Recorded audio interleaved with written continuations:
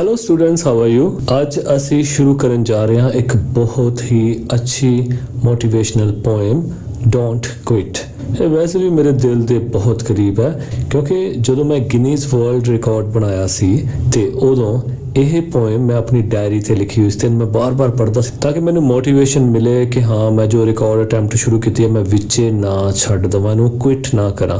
ਸੋ ਇਸ ਪੋਇਮ ਦੇ ਵਿੱਚ ਵੀ ਲਿਖਿਆ ਡੋਂਟ ਕੁਇਟ ਕਿ ਕੋਈ ਵੀ ਕੰਮ ਜੋ ਤੁਸੀਂ ਸ਼ੁਰੂ ਕੀਤਾ ਉਹਨੂੰ ਵਿੱਚ ਨਾ ਛੱਡੋ। ਸੋ ਇਸ ਤੋਂ ਪਹਿਲਾਂ ਕਿ ਇਹ ਪੋਇਮ ਸਟਾਰਟ ਕਰੀਏ, ਇੱਕ ਛੋਟੀ ਜਿਹੀ ਸਟੋਰੀ ਮੈਂ ਤੁਹਾਡੇ ਨਾਲ ਸਾਂਝੀ ਕਰਕੇ ਫਿਰ ਅਸੀਂ ਪੋਇਮ ਸ਼ੁਰੂ ਕਰਦੇ ਹਾਂ ਤਾਂ ਕਿ ਮਾਹੌਲ ਬਣ ਜਾਏ। ਸੋ ਇੱਕ ਬਹੁਤ ਭਗਤ ਬੰਦਾ ਹਨਾ, ਇੱਕ ਬਹੁਤ ਜ਼ਿਆਦਾ ਰੱਬ ਨੂੰ ਪੂਜਣ ਵਾਲਾ ਬੰਦਾ, ਰੱਬ ਦੀ ਬਹੁਤ ਭਗਤੀ ਕਰਦਾ ਸੀ। ਕਹਿੰਦੇ ਰੱਬ ਜੀ ਪ੍ਰਸੰਨ ਹੋਏ, ਉਹਨਾਂ ਨੇ ਆਪਣਾ ਕੋਈ ਐਂਜਲ ਭੇਜਿਆ ਕਿ ਹਾਂਜੀ ਦੱਸੋ ਤੁਹਾਨੂੰ ਕੀ ਚਾਹੀਦਾ, ਵੀ ਗੋਡ ਤੁਹਾਡੇ ਤੇ ਬਹੁਤ ਪ੍ਰਸੰਨ ਹੋਏ ਨੇ।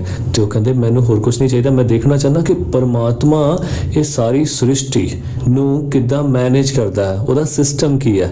ਤੇ ਐਂਜਲ ਕਹਿੰਦਾ ਯਾਰ ਇਹ ਤੂੰ ਫਿਰ ਇੱਦਾਂ ਖੁੱਲੀਆਂ ਅੱਖਾਂ ਨਾਲ ਤਾਂ ਨਹੀਂ ਦੇਖ ਸਕੇਗਾ। ਕਹਿੰਦਾ ਇਸ ਤਰ੍ਹਾਂ ਕਰਦੇ ਆ ਕਿ ਇਹ ਸਾਰਾ ਕੁਝ ਤੁਹਾਨੂੰ ਮੈਂ ਅੱਜ ਸੁਪਨੇ ਵਿੱਚ ਦਿਖਾਵਾਂਗਾ, ਤੁਹਾਨੂੰ ਸਾਰੀ ਸ੍ਰਿਸ਼ਟੀ ਦੇ ਸਿਸਟਮ ਦੇ ਦਰਸ਼ਨ ਕਰਾਵਾਂਗਾ ਵੀ ਇਹ ਸਾਰਾ ਕੁਝ ਮੈਨੇਜ ਕਿੱਦਾਂ ਕਰੀਦਾ। ਲੋ ਜੀ ਉਹ ਸੌ ਜਾਂਦਾ ਰਾਤ ਨੂੰ ਤੇ ਉਹਨੂੰ ਸੁਪਨਾ ਆਉਂਦਾ ਤੇ ਐਂਜਲ ਆਉਂਦਾ ਉਹਨੂੰ ਲੈਣ ਵਾਸਤੇ, ਕਹਿੰਦਾ ਆ ਜਾ ਤੈਨੂੰ ਮੈਂ ਸਾਰਾ ਸਿਸਟਮ ਦਿਖਾਣਾ।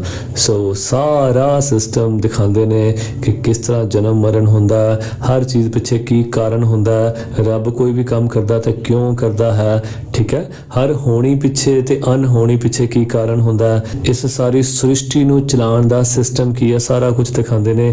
ਕਿਹੜੇ ਕਿਹੜੇ ਡਿਪਾਰਟਮੈਂਟਸ ਬਣੇ ਹੋਏ ਨੇ ਉਹ ਵੀ ਦਿਖਾਉਂਦੇ ਨੇ, ਠੀਕ। ਸੋ ਸਾਰੀ ਆਰਗੇਨਾਈਜੇਸ਼ਨ ਦੇ ਦਰਸ਼ਨ ਉਹ ਐਂਜਲ ਕਰਵਾਉਂਦਾ ਤੇ ਅਖੀਰ ਤੇ ਸੁਪਨੇ ਦੇ ਖਤਮ ਹੋਣ ਤੋਂ ਪਹਿਲਾਂ ਉਹ ਦੇਖਦਾ ਇੱਕ ਬਹੁਤ ਵੱਡੀ ਬਿਲਡਿੰਗ ਹੈ ਜਿਹੜੀ ਕਿ ਹਜੇ ਉਹਨੇ ਨਹੀਂ ਦੇਖੀ। ਸੋ ਉਹਨੂੰ ਬੜੀ ਕਿਉਰਿਓਸਿਟੀ ਹੁੰਦੀ ਹੈ ਤੇ ਉਹ ਐਂਜਲ ਕੋਲ ਪੁੱਛਦਾ ਕਿ ਯਾਰ ਬਾਕੀ ਸਾਰੇ ਡਿਪਾਰਟਮੈਂਟ ਤਾਂ ਦੇਖੇ, ਇਹ ਸਾਰੇ ਡਿਪਾਰਟਮੈਂਟਸ ਦੇ ਵਿੱਚ ਇਹ ਜਿਹੜੀ ਬਿਲਡਿੰਗ ਹੈ ਸਭ ਤੋਂ ਵੱਡੀ ਹੈ, ਇਹ ਕੀ ਹੈ। ਤੇ ਉਸ ਐਂਜਲ ਨੇ ਕਿਹਾ ਇਹ ਸਾਡਾ ਟਰੈਸ਼ ਹਾਊਸ ਹੈ, ਠੀਕ ਹੈ, ਜਿੱਥੇ ਅਸੀਂ ਸਾਰਾ ਟਰੈਸ਼ ਰੱਖਦੇ ਹਾਂ, ਭਾਵ ਕੂੜਾ ਕਰਕਟ, ਜੋ ਚੀਜ਼ ਵੇਸਟ ਹੋ ਜਾਂਦੀ ਹੈ ਅਸੀਂ ਇੱਥੇ ਸੁੱਟ ਦਿੰਦੇ ਹਾਂ। ਉਹ ਬੜਾ ਹੈਰਾਨ ਹੁੰਦਾ, ਕਹਿੰਦਾ ਰੱਬ ਦੇ ਸਿਸਟਮ ਦੇ ਵਿੱਚ ਵੀ ਕੋਈ ਚੀਜ਼ ਵੇਸਟ ਹੁੰਦੀ ਹੈ। ਕਹਿੰਦਾ ਹਾਂ, ਕਹਿੰਦਾ ਦੇਖੋ ਜਦੋਂ ਵੀ ਕੋਈ ਬੰਦਾ ਅਰਦਾਸ ਕਰਦਾ ਕਿ ਹੇ ਰੱਬ ਜੀ ਮੈਂ ਆਹ ਚੀਜ਼ ਪ੍ਰਾਪਤ ਕਰਨਾ ਚਾਹੁੰਦਾ, ਤੇ ਅਰਦਾਸ ਕਰਨ ਤੋਂ ਬਾਅਦ ਉਹ ਕੋਸ਼ਿਸ਼ਾਂ ਸ਼ੁਰੂ ਕਰ ਦਿੰਦਾ ਆਪਣੀਆਂ ਕਰਨੀਆਂ ਕਿ ਹਾਂ ਮੈਂ ਚੀਜ਼ ਪ੍ਰਾਪਤ ਕਰਨੀ ਹੈ। ਕਹਿੰਦਾ ਇੱਧਰ ਅਸੀਂ ਵੀ ਉਹ ਚੀਜ਼ ਜੋ ਚਾਹੁੰਦਾ ਹੁੰਦਾ ਅਸੀਂ ਇੱਥੇ ਉਹਦੇ ਲਈ ਬਣਾਉਣੀ ਸ਼ੁਰੂ ਕਰ ਦਿੰਦੇ ਹਾਂ। ਜਿਵੇਂ ਕੋਈ ਚਾਹੁੰਦਾ ਕਿ ਮੈਨੂੰ ਸੁੰਦਰ ਘਰ ਚਾਹੀਦਾ, ਅਸੀਂ ਉਹਦੇ ਲਈ ਸੁੰਦਰ ਘਰ ਬਣਾਉਣਾ ਸ਼ੁਰੂ ਕਰ ਦਿੰਦੇ ਹਾਂ। ਕੋਈ ਕਹਿੰਦਾ ਮੈਨੂੰ ਡਿਗਰੀ ਚਾਹੀਦੀ ਹੈ, ਅਸੀਂ ਉਹਦੇ ਲਈ ਇੱਥੇ ਡਿਗਰੀ ਤਿਆਰ ਕਰਨੀ ਸ਼ੁਰੂ ਕਰ ਦਿੰਦੇ ਹਾਂ। ਸੋ ਸਾਰਿਆਂ ਦੀਆਂ ਜੋ ਅਲੱਗ-ਅਲੱਗ ਡਿਮਾਂਡਸ ਹੁੰਦੀਆਂ ਅਸੀਂ ਇੱਥੇ ਪੂਰੀਆਂ ਕਰਨੀਆਂ ਸ਼ੁਰੂ ਕਰ ਦਿੰਦੇ ਹਾਂ। ਤੇ ਕਹਿੰਦੇ ਪਤਾ ਨਹੀਂ ਕੀ ਹੁੰਦਾ ਜਦੋਂ ਬੰਦੇ ਦੀ ਉਹ ਚੀਜ਼ ਪੂਰੀ ਹੋਣ ਲੱਗਦੀ ਹੈ, ਭਾਵ ਬੰਦਾ ਆਪਣੀ ਮੰਜ਼ਿਲ ਦੇ ਕੋਲ ਪਹੁੰਚਿਆ ਹੁੰਦਾ ਹੈ ਤੇ ਇੱਕਦਮ ਪਤਾ ਨਹੀਂ ਉਹਦੇ ਦਿਮਾਗ 'ਚ ਕੀ ਆਉਂਦਾ ਕਿ ਅਕਸਰ ਉਹ ਆਪਣੀ ਮਿਹਨਤ ਨੂੰ ਕੁਇਟ ਕਰ ਦਿੰਦਾ, ਛੱਡ ਦਿੰਦਾ ਮਿਹਨਤ ਕਰਨਾ, ਉਹਦਾ ਭਰੋਸਾ ਟੁੱਟ ਜਾਂਦਾ ਹੈ। ਤੇ ਅਸੀਂ ਵੀ ਫਿਰ ਕੀ ਕਰਦੇ ਹਾਂ, ਥੋੜੀ ਦੇਰ ਉਡੀਕ ਕਰੀਦੀ ਹੈ ਤੇ ਜੋ ਵਾਪਸ ਪਰਤ ਕੇ ਨਹੀਂ ਆਉਂਦਾ ਤੇ ਅਸੀਂ ਵੀ ਉਹ ਜਿਹੜੀ ਚੀਜ਼ ਇੱਥੇ ਬਣਾਈ ਹੁੰਦੀ ਹੈ ਉਹ ਇਸ ਟਰੈਸ਼ ਹਾਊਸ ਵਿੱਚ ਸੁੱਟ ਦਈਦੀ ਹੈ ਕਿ ਹਾਂ ਇਹ ਸਾਡੇ ਲਈ ਵੇਸਟ ਹੋ ਗਈ, ਇਹਨੂੰ ਹੁਣ ਇਹਦੇ ਵਿੱਚ ਪਾ ਦਿਓ। ਸੋ ਇਸ ਕਰਕੇ ਬਿਲਡਿੰਗ ਬਹੁਤ ਵੱਡੀ ਹੈ ਕਿਉਂਕਿ ਬਹੁਤ ਸਾਰੇ ਬੰਦੇ ਅਕਸਰ ਮਿਹਨਤ ਕਰਦੇ ਕਰਦੇ ਵਿੱਚੇ ਹੀ ਛੱਡ ਜਾਂਦੇ ਹਨ, ਉਹਨਾਂ ਦਾ ਭਰੋਸਾ ਟੁੱਟ ਜਾਂਦਾ ਹੈ, ਮਿਹਨਤ ਕਰਨੀ ਬੰਦ ਕਰ ਦਿੰਦੇ ਹਨ, ਉਹ ਕੁਇਟ ਕਰ ਜਾਂਦੇ ਹਨ ਤੇ ਸਾਡੀਆਂ ਇੱਥੇ ਉਹਨਾਂ ਲਈ ਬਣਾਈਆਂ ਹੋਈਆਂ ਚੀਜ਼ਾਂ ਵੇਸਟ ਹੋ ਜਾਂਦੀਆਂ ਹਨ ਤੇ ਸਾਨੂੰ ਉਹ ਸੁੱਟਣੀਆਂ ਪੈਂਦੀਆਂ ਹਨ। ਇਸ ਕਰਕੇ ਅਸੀਂ ਇਸ ਪਰਪਸ ਲਈ ਅਸੀਂ ਇੱਕ ਵੱਡੀ ਬਿਲਡਿੰਗ ਬਣਾਈ ਹੈ ਤੇ ਬੰਦਾ ਇਹੀ ਸੋਚਦਾ ਰਹਿੰਦਾ ਕਿ ਰੱਬ ਦੀ ਪਤਾ ਨਹੀਂ ਸਾਡੇ ਨਾਲ ਕੀ ਦੁਸ਼ਮਣੀ ਹੈ ਕਿ ਉਹ ਸਾਡੀ ਗੱਲ ਕਿਉਂ ਨਹੀਂ ਸੁਣਦਾ। ਉਹਨਾਂ ਨੂੰ ਇਹ ਨਹੀਂ ਪਤਾ ਹੁੰਦਾ ਕਿ ਅਸੀਂ ਹੀ ਬਹੁਤ ਜਲਦੀ ਕੁਇਟ ਕਰ ਜਾਂਦੇ ਹਾਂ। ਸੋ ਜਿੱਦਾਂ ਇੱਕ ਸ਼ੇਅਰ ਵੀ ਹੈ ਨਾ ਕਿ ਮੇਰਾ और मंजिल का फासला 2 कदम ही था लेकिन 1 कदम डगमगाया दूसरा उठ ही नहीं पाया। सो ਕਈ ਵਾਰ ਸਾਡਾ ਕਦਮ ਇਹੋ ਜਿਹਾ ਡਗਮਗਾਉਂਦਾ ਕਿ ਦੂਜਾ ਕਦਮ ਚੱਕਣ ਦੀ ਹਿੰਮਤ ਨਹੀਂ ਪੈਂਦੀ। ਸੋ ਇਹੋ ਜਿਹੀ ਹੀ ਫੀਲਿੰਗਸ ਇਸ ਕਵਿਤਾ ਦੇ ਵਿੱਚ, ਇਸ ਪੋਇਮ ਦੇ ਵਿੱਚ ਬਿਆਨ ਕੀਤੀ ਹੋਈ ਹੈ। ਆਓ ਅਸੀਂ ਇਹਨੂੰ ਪੜ੍ਹੀਏ ਤੇ ਇਹਨੂੰ ਇੰਜੋਏ ਕਰੀਏ ਤੇ ਇਕੱਲਾ ਇੰਜੋਏ ਨਾ ਕਰੀਏ, ਇਸ ਤੋਂ ਮੋਟੀਵੇਸ਼ਨ ਲੈ ਕੇ ਕੁਝ ਨਾ ਕੁਝ ਲਾਈਫ ਵਿੱਚ ਨਵਾਂ ਕਰਨ ਦੀ ਵੀ ਠਾਣੀ ਹੈ, ਠੀਕ ਹੈ। Let's start. Activity 1 word meaning. Trudging ਹੌਲੀ ਹੌਲੀ ਚੱਲਣਾ, ਕੇਅਰ ਧਿਆਨ ਨਾਲ ਸਾਵਧਾਨੀ ਨਾਲ, ਕਰ ਅਨੋਖਾ ਵਿਚਿੱਤਰ, ਟਵਿਸਟਸ ਐਂਡ ਟਰਨ ਉਤਾਰ ਚੜਾਅ, ਸਟਕ ਆਊਟ ਛੱਡ ਜਾਣਾ ਇਨਕਾਰ ਕਰਨਾ, ਬਲੋ ਪ੍ਰਹਾਰ ਕੋਸ਼ਿਸ਼, faint and faltering, ਧੁੰਦਲੀ ਅਤੇ ਰਾਹ ਭਟਕਾਉਣ ਵਾਲੀ, ਵਿਕਟਰ ਜੇਤੂ, ਗੋਲਡਨ ਕਰਾਊਨ ਜਿੱਤ ਦਾ ਸੁਨਹਿਰੀ ਤਾਜ, ਟਿੰਟ ਹਲਕੇ ਰੰਗ ਦੀ, ਆਫਟਰ ਬਾਅਦ ਵਿੱਚ, ਹਾਰਡੈਸਟ ਸਭ ਤੋਂ ਕਠੋਰ ਜ਼ੋਰ ਨਾਲ।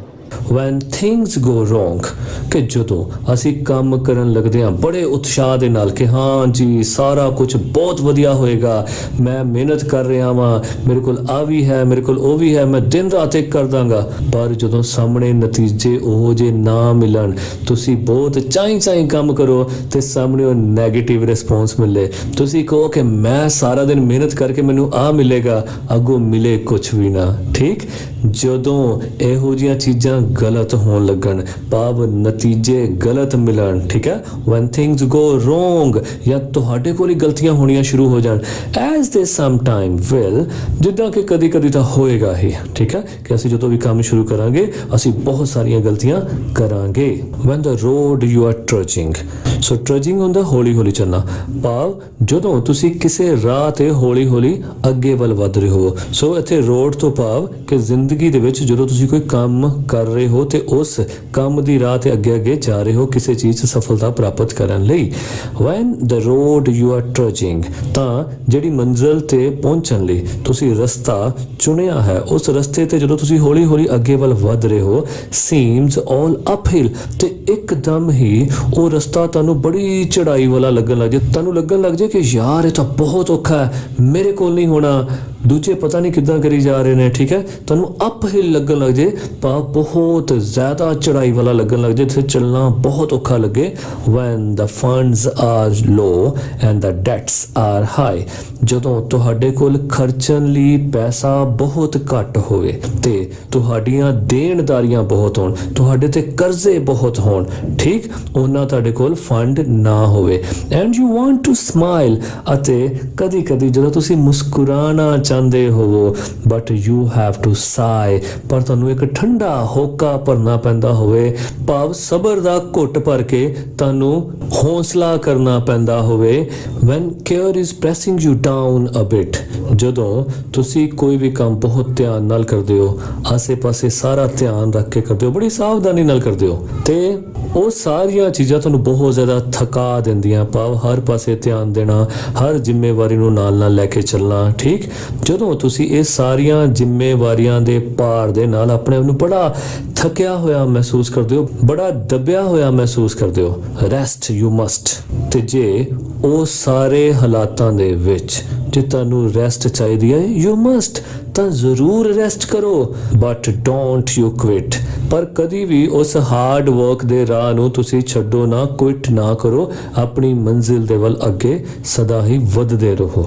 Life is queer with its twists and turns, life ਬੜੀ ਕੁਅਰ ਹੈ, ਕੁਅਰ ਹੁੰਦਾ ਬੜੀ ਵਿਚਿੱਤਰ, ਅਨੋਖੀ, ਅਜੀਬ, ਯੂਨੀਕ, ਇਹ 'ਚ ਬੜੇ ਟਵਿਸਟ ਤੇ ਟਰਨ ਆਉਂਦੇ ਰਹਿੰਦੇ, ਯਾਨੀ ਮੋੜ ਕੋੜ ਆਉਂਦੇ ਰਹਿੰਦੇ ਨੇ, ਉਤਾਰ ਚੜਾਅ ਆਉਂਦੇ ਰਹਿੰਦੇ ਨੇ, ਠੀਕ ਹੈ, ਸੋ ਇਹ ਉਤਾਰ ਚੜਾਅ ਦੇ ਨਾਲ ਭਰੀ ਹੋਈ ਲਾਈਫ ਬੜੀ ਅਨੋਖੀ ਹੈ, ਅਸੀਂ ਇਸ ਨੂੰ ਸਮਝ ਨਹੀਂ ਸਕਦੇ, ਸਾਡੀ ਸਮਝ ਤੋਂ ਪਰੇ ਦੀ ਗੱਲ ਹੈ। as every one of us sometime learns, ਤੇ ਉਹਨਾਂ ਆ ਰਹੀਆਂ ਪ੍ਰਸਥਿਤੀਆਂ ਤੋਂ, ਮੁਸ਼ਕਲ ਹਾਲਾਤਾਂ ਤੋਂ ਅਸੀਂ ਸਾਰੇ ਹੀ ਕਦੀ ਨਾ ਕਦੀ ਕੁਝ ਨਾ ਕੁਝ ਸਿੱਖਦੇ ਵੀ ਰਹਿੰਦੇ ਹਾਂ, ਸਾਨੂੰ ਸਿੱਖਣ ਨੂੰ ਬਹੁਤ ਕੁਝ ਮਿਲਦਾ, ਭਾਵ ਲਾਈਫ ਸਾਨੂੰ ਬਹੁਤ ਕੁਝ ਸਿਖਾਉਂਦੀ ਹੈ। ਜਿੱਦਾਂ ਲਾਈਫ ਲਈ ਕਿਹਾ ਗਿਆ ਹੈ ਕਿ ਇਹ ਸਭ ਤੋਂ ਅਨੋਖਾ ਸਿਖਾਉਂਦੀ ਹੈ, ਨਹੀਂ ਤਾਂ ਆਮ ਕਰਕੇ ਕੀ ਹੁੰਦਾ, ਜਿੱਥੇ ਅਸੀਂ ਸਿੱਖਣ ਜਾਂਦੇ ਹਾਂ ਪਹਿਲਾਂ ਅਸੀਂ ਪੜ੍ਹਾਈ ਕਰਦੇ ਹਾਂ, ਬਾਅਦ ਚੋਂ ਉੱਥੇ ਐਗਜ਼ਾਮੀਨੇਸ਼ਨਸ ਹੁੰਦੇ ਨੇ, ਪਰ ਲਾਈਫ ਦੇ ਵਿੱਚ ਐਗਜ਼ਾਮਸ ਪਹਿਲਾਂ ਆਉਂਦੇ ਨੇ ਤੇ ਲੈਸਨਸ ਬਾਅਦ ਚੋਂ ਮਿਲਦੇ ਨੇ। ਸੋ ਇਹ ਬੜੀ ਵਿਚਿੱਤਰ ਹੈ, ਬੜੀ ਕੁਅਰ ਹੈ। ਐਂਡ ਮੈਨੀ ਅ ਫੇਲਿਅਰ ਟਰਨਸ ਅਬਾਊਟ, ਅਤੇ ਬਹੁਤ ਸਾਰੀਆਂ ਜੋ ਨਾਕਾਮਯਾਬੀਆਂ ਹਨ, ਭਾਵ ਅਸਫਲਤਾਵਾਂ ਹਨ, ਉਹਨਾਂ ਦਾ ਇੱਕ ਮੁੱਖ ਕਾਰਨ ਇਹ ਹੈ ਕਿ ਉਹ ਪਿੱਛੇ ਮੁੜ ਜਾਂਦੇ ਹਨ, ਇਸ ਕਰਕੇ ਉਹਨਾਂ ਨੂੰ ਅਸਫਲਤਾਵਾਂ ਘੇਰ ਲੈਂਦੀਆਂ ਹਨ, ਮਿਲਦੀਆਂ ਹਨ। when he might have won, ਤੇ ਜਦੋਂ ਕਿ ਉਹਨਾਂ ਨੂੰ ਤਾਂ ਜਿੱਤਣਾ ਚਾਹੀਦਾ ਸੀ, ਬਲਕਿ ਉਹ ਤਾਂ ਜਿੱਤਣ ਦੀ ਕਗਾਰ ਤੇ ਖੜੇ ਸਨ, ਉਹ ਤਾਂ ਜਿੱਤਣ ਦੇ ਕਿਨਾਰੇ ਤੇ ਕੰਢੇ ਤੇ ਖੜੇ ਸੀ। had he stuck it out, ਤੇ ਉਸੇ ਵੇਲੇ ਉਹ ਇਸ ਨੂੰ ਛੱਡ ਜਾਂਦੇ ਹਨ ਤੇ ਪਿਛਾਂਹ ਨੂੰ ਮੁੜ ਜਾਂਦੇ ਹਨ। ਡੋਂਟ ਗਿਵ ਅਪ ਦੋ ਦ ਪੇਸ ਸੀਮਸ ਸਲੋ, ਕਦੀ ਵੀ ਨਾ ਛੱਡੋ, ਖਾਸ ਕਰਕੇ ਉਹਨਾਂ ਹਾਲਾਤਾਂ ਵਿੱਚ ਜਦੋਂ ਤੁਹਾਨੂੰ ਆਪਣੀ ਚਾਲ ਬਹੁਤ ਸਲੋ ਲੱਗੇ। ਕਈ ਵਾਰ ਅਸੀਂ ਬਹੁਤ ਤੇਜ਼ੀ ਨਾਲ ਸਾਰੇ ਕੰਮ ਕਰਨਾ ਚਾਹੁੰਦੇ ਹਾਂ। ਇਹ ਬਿਲਕੁਲ ਉਸੇ ਤਰ੍ਹਾਂ ਹੈ ਕਿ ਜਿੱਦਾਂ ਅਸੀਂ ਚਾਹੁੰਦੇ ਹੁੰਦੇ ਹਾਂ ਕਿ ਇਹ ਪੌਦਾ ਫਟਾਫਟ ਅਸੀਂ ਉਗਾ ਦਈਏ ਤੇ ਅਸੀਂ ਕਿੰਨਾ ਸਾਰਾ ਪਾਣੀ ਦੇਣਾ ਸ਼ੁਰੂ ਕਰ ਦਿੰਦੇ ਹਾਂ, ਪਰ ਪੌਦੇ ਨੇ ਉਦੋਂ ਹੀ ਉਗਣਾ ਹੈ ਜਦੋਂ ਉਹਦਾ ਟਾਈਮ ਹੋਏਗਾ। ਸੋ ਜੋ ਵੀ ਸਪੀਡ ਤੁਹਾਡੀ ਨੇਚਰ ਵੱਲੋਂ ਬਣਾਈ ਜਾ ਰਹੀ ਹੈ ਕਿਸੇ ਕੰਮ ਨੂੰ ਪੂਰਾ ਹੋਣ ਦੀ, ਜਾਂ ਰੱਬ ਵੱਲੋਂ ਬਣਾਈ ਜਾ ਰਹੀ ਹੈ, ਜਾਂ ਇੱਕ ਹੋਣੀ ਵੱਲੋਂ ਬਣਾਈ ਜਾ ਰਹੀ ਹੈ, ਜਾਂ ਇੱਕ ਨੈਚੁਰਲ ਪ੍ਰੋਸੈਸ ਹੈ, ਓਕੇ, ਉਸ ਨੂੰ ਫੋਲੋ ਕਰੋ। ਜਿੰਨਾ ਸਮਾਂ ਲੱਗਦਾ ਹੈ ਉਸ ਨੂੰ ਲੱਗਣ ਦਿਓ, ਉਹ ਤੁਹਾਡੀ ਭਲਾਈ ਲਈ ਹੀ ਲੱਗ ਰਿਹਾ ਹੈ। ਇਸ ਕਰਕੇ ਉਸ ਘਟਦੀ ਹੋਈ ਸਪੀਡ ਨੂੰ ਦੇਖ ਕੇ ਵੀ ਕਦੀ ਕੁਇਟ ਨਾ ਕਰੋ ਕਿ ਮੈਂ ਇੰਨੀ ਫਾਸਟ ਕੰਮ ਕਰਨਾ ਚਾਹਨਾ ਜਾਂ ਮੈਂ ਇੰਨੀ ਐਫਰਟਸ ਲਗਾ ਰਿਹਾ ਪਰ ਮੈਨੂੰ ਉਹ ਜਿਹੇ ਰਿਜ਼ਲਟਸ ਨਹੀਂ ਮਿਲ ਰਹੇ। You may succeed with another blow, ਹੋ ਸਕਦਾ ਹੈ ਇੱਕ ਹੋਰ ਕੋਸ਼ਿਸ਼ ਦੇ ਨਾਲ, ਇੱਕ ਹੋਰ ਨਵਾਂ ਰਸਤਾ ਚੁਣਨ ਦੇ ਨਾਲ ਤੁਸੀਂ ਸਕਸੀਡ ਹੋ ਜਾਓ, ਤੁਹਾਨੂੰ ਕਾਮਯਾਬੀ ਮਿਲ ਜਾਵੇ। Often the goal is nearer than it seems to a faint and faltering man।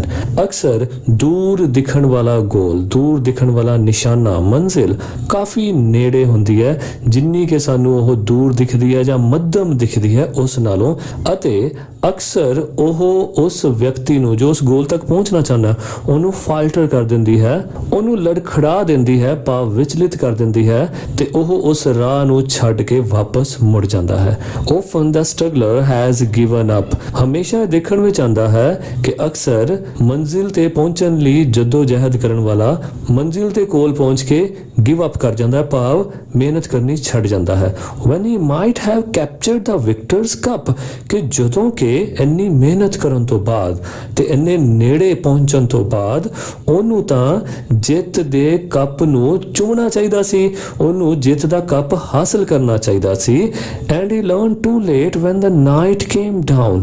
ਤੇ ਜਦੋਂ ਰਾਤ ਪੈ ਜਾਵੇ, ਭਾਵ ਜਦੋਂ ਉਹਨੂੰ ਮੰਜ਼ਿਲ ਦਿਖਣੀ ਬੰਦ ਹੋ ਜਾਵੇ ਪਰ ਉਹ ਮੰਜ਼ਿਲ ਦੇ ਬਹੁਤ ਕਰੀਬ ਹੋਵੇ, ਤਾਂ ਉਸ ਨੂੰ ਬਹੁਤ ਦੇਰ ਬਾਅਦ ਸਮਝ ਆਉਂਦੀ ਹੈ ਕਿ how close he was to the golden crown। ਤੇ ਜਦੋਂ ਕਾਫੀ ਦੇਰ ਬਾਅਦ ਉਹ ਹਨੇਰਾ ਹਟਦਾ ਹੈ ਤਾਂ ਉਸ ਨੂੰ ਸਮਝ ਆਉਂਦੀ ਹੈ ਕਿ ਉਹ ਉਸ 골ਡਨ ਕਰਾਊਨ, ਭਾਵ ਜਿੱਤ ਦੇ ਉਸ ਸੁਨਹਿਰੀ ਤਾਜ ਦੇ ਕਿੰਨਾ ਨੇੜੇ ਸੀ। ਥਾਮਸ ਐਡੀਸਨ ਕੋਲ ਕਿਸੇ ਨੇ ਪੁੱਛਿਆ ਸੀ ਕਿ ਯਾਰ ਤੂੰ ਪਤਾ ਨਹੀਂ ਕੀ ਬਣਾਈ ਜਾ ਰਿਹਾ, ਤੇ ਉਹਨੇ ਕਿਹਾ ਸੀ ਯਾਰ ਮੈਂ ਇੱਕ ਬਲਬ ਬਣਾਉਣ ਦੀ ਕੋਸ਼ਿਸ਼ ਕਰ ਰਿਹਾ।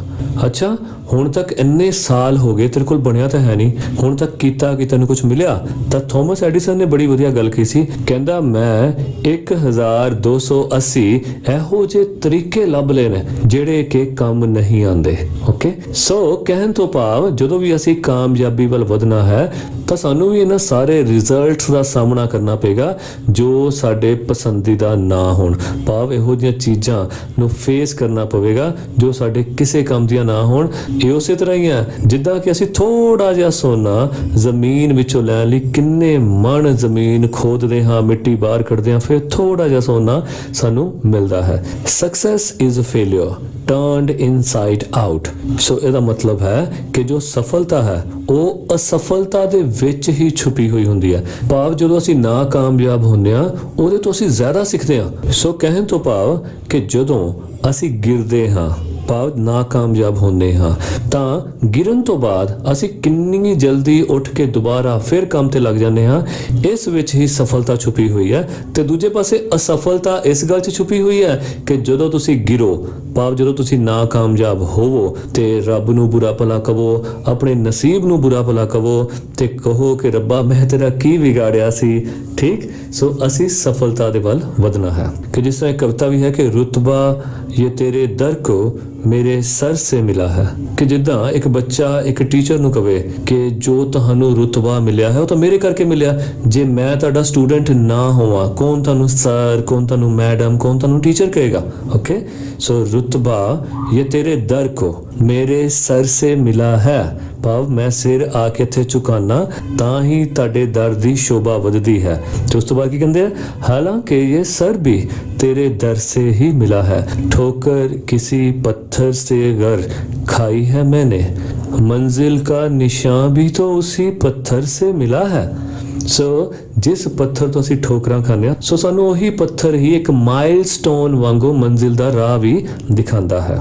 ਦ ਸਿਲਵਰ ਟਿੰਟ ਭਾਵ ਕੋਈ ਉਜਾਲੇ ਦੀ ਕਿਰਨ, ਆਫ ਦ ਕਲਾਊਡਸ ਆਫ ਡਾਊਟ, ਕਿ ਜਦੋਂ ਸਾਡੀ ਲਾਈਫ ਵਿੱਚ ਅਸੀਂ ਸ਼ੰਕਿਆਂ ਦੇ ਵਿੱਚ ਘਿਰ ਜਾਂਦੇ ਹਾਂ, ਸਾਨੂੰ ਸਮਝ ਨਹੀਂ ਆਉਂਦੀ ਕਿ ਅਸੀਂ ਕਿਹੜਾ ਰਸਤਾ ਅਖਤਿਆਰ ਕਰੀਏ, ਕਿਹੜੇ ਪਾਸੇ ਜਾਈਏ, ਜਦੋਂ ਸਾਨੂੰ ਡਿਸੀਜਨ ਲੈਣਾ ਔਖਾ ਹੋ ਜਾਂਦਾ, ਜਦੋਂ ਅਸੀਂ ਡਾਊਟ ਕਰਨ ਲੱਗ ਜਾਂਦੇ ਕਿ ਪਤਾ ਨਹੀਂ ਕਾਮਯਾਬ ਹੋਵਾਂਗੇ ਕਿ ਨਹੀਂ ਹੋਵਾਂਗੇ, ਅੱਗੇ ਹੁਣ ਮਿਹਨਤ ਕਰੀਏ ਕਿ ਪਿੱਛੇ ਜਾਈਏ, ਠੀਕ। ਸੋ ਜਦੋਂ ਇਹੋ ਜਿਹੇ ਡਾਊਟਸ ਵਿੱਚ ਘਿਰੇ ਹੋਈਏ ਤਾਂ ਉਦੋਂ ਇੱਕ ਆਸ ਦੀ ਕਿਰਨ, ਇੱਕ ਉਜਾਲੇ ਦੀ ਕਿਰਨ। ਸੋ ਇੱਥੇ ਉਜਾਲੇ ਦੀ ਕਿਰਨ ਤੋਂ ਭਾਵ ਹੈ ਕਿ ਜਦੋਂ ਅਸੀਂ ਡਾਊਟਸ ਵਿੱਚ ਘਿਰੇ ਹੁੰਦੇ ਆ ਤੇ ਆਪਣੇ ਆਪ ਨੂੰ ਟਾਈਮ ਦਿੰਦੇ ਆ ਉਸ ਮੁਸ਼ਕਿਲ ਵਿੱਚੋਂ ਬਾਹਰ ਨਿਕਲਣ ਲਈ, ਤਾਂ ਸਾਨੂੰ ਕਈ ਉਜਾਲੇ ਦੀਆਂ ਕਿਰਨਾਂ ਦਿਖਣ ਲੱਗ ਜਾਂਦੀਆਂ ਹਨ। ਭਾਵ ਸਾਡੇ ਉਹ ਡਾਊਟਸ ਕਲੀਅਰ ਹੋਣੇ ਸ਼ੁਰੂ ਹੋ ਜਾਂਦੇ ਹਨ, ਸਾਡੇ ਕੋਲ ਸੋਲੂਸ਼ਨ ਆਉਣੇ ਸ਼ੁਰੂ ਹੋ ਜਾਂਦੇ ਹਨ।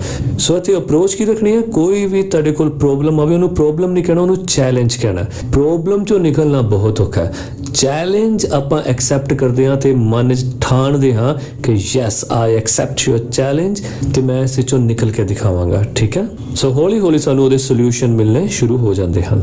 And you never can tell how close you are, ਤੇ ਯਾਰ ਤੂੰ ਕਦੀ ਵੀ ਨਹੀਂ ਕਹਿ ਸਕਦਾ ਕਿ ਤੂੰ ਆਪਣੀ ਮੰਜ਼ਿਲ ਤੇ ਕਿੰਨੀ ਨੇੜੇ ਹੈ, ਤੈਨੂੰ ਨਹੀਂ ਪਤਾ ਚੱਲ ਸਕਦਾ, ਉਹ ਰੱਬ ਨੂੰ ਪਤਾ ਹੈ। It may be near when it seems so far, ਤੇ ਹੋ ਸਕਦਾ ਬਹੁਤ ਨੇੜੇ ਹੋਵੇ ਮੰਜ਼ਿਲ ਜਿਹਨੂੰ ਤੂੰ ਬਹੁਤ ਦੂਰ ਸਮਝੀ ਬੈਠਾ ਹੈ। ਸੋ ਇਹ ਮੰਜ਼ਿਲ ਕਈ ਵਾਰ ਰੱਬ ਵਰਗੀ ਹੁੰਦੀ ਹੈ, ਜੋ ਅਸੀਂ ਪਾਣਾ ਚਾਹੁੰਦੇ ਹਾਂ ਸਾਨੂੰ ਇਹ ਰੱਬ ਵਾਂਗ ਦੂਰ ਲੱਗਦਾ ਹੁੰਦਾ। ਤੇ ਜਿਸ ਤਰ੍ਹਾਂ ਇੱਕ ਫੇਮਸ ਕਪਲਟ ਹੈ ਉਰਦੂ ਦੀ ਹੈ ਕਿ ਉਸकी कुर्बत में अजब दूरी है, कुर्बत होती है नेड़ता, ठीक है, नियरनेस, कि उसकी कुर्बत में अजब दूरी है, ਉਹਦੀ ਨੇੜਤਾ 'ਚ ਅਜੀਬ ਜੀ ਦੂਰੀ ਹੈ।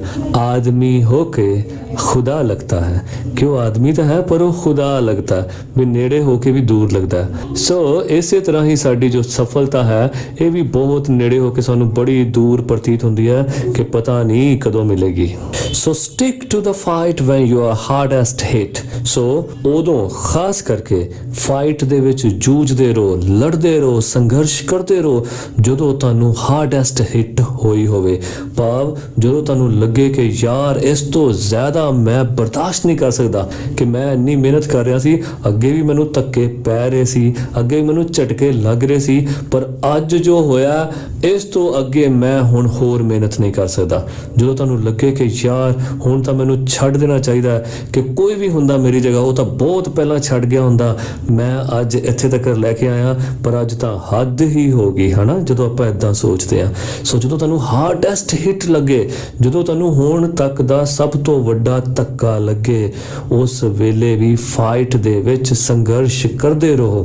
It is when things seem worst, worst ਹੁੰਦਾ ਬਹੁਤ ਬੁਰੀ, ਕਿ ਜਦੋਂ ਤੁਹਾਨੂੰ ਚੀਜ਼ਾਂ ਜਾਂ ਆਸ-ਪਾਸ ਦੀਆਂ ਘਟਨਾਵਾਂ ਜਾਂ ਮਾਹੌਲ ਲੱਗੇ ਕਿ ਬਹੁਤ ਮਾੜਾ ਹੋ ਗਿਆ, ਮੇਰੇ ਨਾਲ ਤਾਂ ਇਦਾਂ ਹੋਣਾ ਨਹੀਂ ਚਾਹੀਦਾ ਸੀ, ਠੀਕ ਹੈ, ਜਾਂ ਮੇਰੇ ਨਾਲ ਹੀ ਕਿਉਂ ਇਦਾਂ ਹੋਇਆ, ਬਾਕੀਆਂ ਨਾਲ ਕਿਉਂ ਨਹੀਂ ਹੁੰਦਾ। ਤੁਹਾਨੂੰ ਲੱਗਣ ਲੱਗ ਜੇ ਕਿ ਯੈਸ ਹੁਣ ਟਾਈਮ ਆ ਗਿਆ ਕਿ ਮੈਂ ਜੋ ਮਿਹਨਤ ਕਰ ਰਿਹਾ ਛੱਡ ਕੇ ਚਲਾ ਜਾਵਾਂ, ਛੱਡ ਦੇਵਾਂ ਸਭ ਕੁਝ, ਕਿ ਮੈਂ ਬਹੁਤ ਆਪਣੀ ਲਾਈਫ ਦਾ ਸਮਾਂ ਇਸ ਪ੍ਰੋਜੈਕਟ ਨੂੰ ਦੇਤਾ, ਇਸ ਕਾਰਨ ਨੂੰ ਦੇ ਦਿੱਤਾ, ਠੀਕ ਹੈ, ਇਸ ਪੜ੍ਹਾਈ ਨੂੰ ਦੇ ਦਿੱਤਾ, ਕਿ ਹੁਣ ਕੀ ਹੈ ਕਿ that you must not quit, ਤੇ ਤੁਹਾਨੂੰ ਲੱਗੇ ਕਿ ਹੁਣ ਮੈਨੂੰ ਕੁਇਟ ਕਰ ਲੈਣਾ ਚਾਹੀਦਾ, ਪਰ ਉਦੋਂ ਵੀ ਤੁਹਾਨੂੰ ਕੁਇਟ ਨਹੀਂ ਕਰਨਾ ਚਾਹੀਦਾ, ਕਦੀ ਵੀ ਕੁਇਟ ਨਾ ਕਰੋ। ਓਕੇ, ਸੋ ਇੱਕ ਬੜੀ ਸੋਹਣੀ ਕਿਸੇ ਨੇ ਲਾਈਨ ਕਹੀ ਸੀ ਕਿ ਜਦੋਂ ਵੀ ਤੁਸੀਂ ਅੱਗੇ ਵਧੋ ਤਾਂ ਪਿਛਲੇ ਪੁੱਲ ਤੋੜਦੇ ਜਾਓ, ਤਾਂ ਕਿ ਤੁਹਾਨੂੰ ਇਹ ਪਤਾ ਹੋਵੇ ਕਿ ਹੁਣ ਵਾਪਸ ਜਾਣ ਦਾ ਕੋਈ ਰਸਤਾ ਨਹੀਂ ਹੈ, ਮੈਂ ਜਿਹੜੇ ਰਾਹ ਪੈ ਗਿਆ। ਸੁਰਜੀਤ ਪਾਤਰ ਜੀ ਨੇ ਵੀ ਬੜੀਆਂ ਅੱਛੀਆਂ ਤੁਕਾਂ ਲਿਖੀਆਂ ਕਿ ਮੈਂ ਰਾਹਾਂ ਤੇ ਨਹੀਂ ਤੁਰਦਾ, ਮੈਂ ਤੁਰਦਾ ਹਾਂ ਤਾਂ ਰਾਹ ਬਣਦੇ, ਜੁਗਾਂ ਤੱਕ ਕਾਫਿਲੇ ਆਂਦੇ, ਮੇਰੇ ਸੱਚ ਦੇ ਗਵਾਹ ਬਣਦੇ।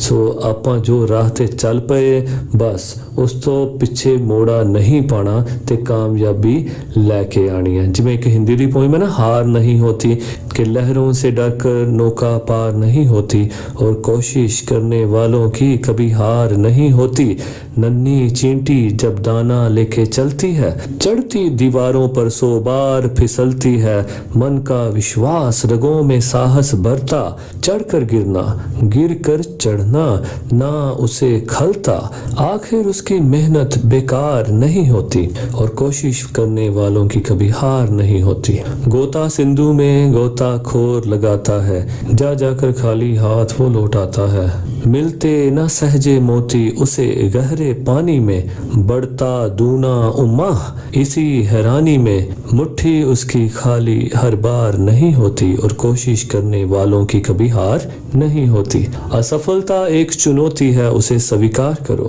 क्या कमी रह गई सोचो और सुधार करो, जब तक ना हो सफल तुम नींद चैन की त्यागो तुम, संघर्षों का मैदान छोड़ मत भागो तुम, कुछ किए बगैर जय जयकार नहीं होती और कोशिश करने वालों की कभी हार नहीं होती। So this beautiful poem is written by Edgar A. Guest. Make a list of 5 pairs of rhyming words in the poem. ਹੁਣ ਅਸੀਂ ਇਸ poem 'ਚ ਜਿਹੜੇ rhyming words ਆਏ ਹਨ, ਠੀਕ ਹੈ, 5 pairs ਲੱਭਣੇ ਹਨ। ਸੋ ਹੇਠਾਂ ਦਿੱਤੀ ਜਗ੍ਹਾ ਤੇ ਅਸੀਂ 5 pairs rhyming words ਦੇ ਲਿਖਣੇ ਹਨ। ਸੋ ਪਹਿਲਾ ਕੀ ਹੋਏਗਾ? about, out, slow, blow, dan, man, up, cup, down, crown। ਸੋ ਇਹ ਸਾਰੇ ਕੀ ਨੇ? ਰਾਈਮਿੰਗ ਵਰਡ ਜੋ ਕਿ ਅਸੀਂ ਇਸ ਪੋਇਮ ਚੋਂ ਲਏ ਹਨ।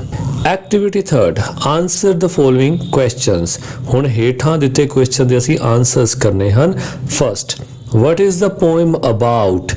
ਕਿ ਇਹ ਪੋਇਮ ਕਿਸ ਬਾਰੇ ਹੈ? about ਹੁੰਦਾ ਬਾਰੇ, ਵੀ ਇਹ ਪੋਇਮ ਕਿਸ ਦੇ ਬਾਰੇ ਹੈ।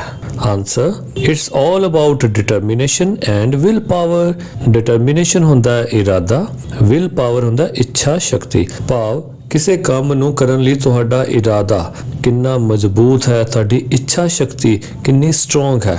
to not to give up, ਕਿ ਤੁਸੀਂ ਕਿੰਨੇ ਇਰਾਦੇ ਨਾਲ ਤੇ ਕਿੰਨੀ ਸ਼ਕਤੀ ਦੇ ਨਾਲ ਇਹ ਸੋਚਦੇ ਹੋ ਕਿ ਚਾਹੇ ਕੁਝ ਵੀ ਹੋ ਜਾਏ ਮੈਂ ਗਿਵ ਅਪ ਨਹੀਂ ਕਰਾਂਗਾ, ਮੈਂ ਮੈਦਾਨ ਛੱਡ ਕੇ ਨਹੀਂ ਭੱਜਾਂਗਾ।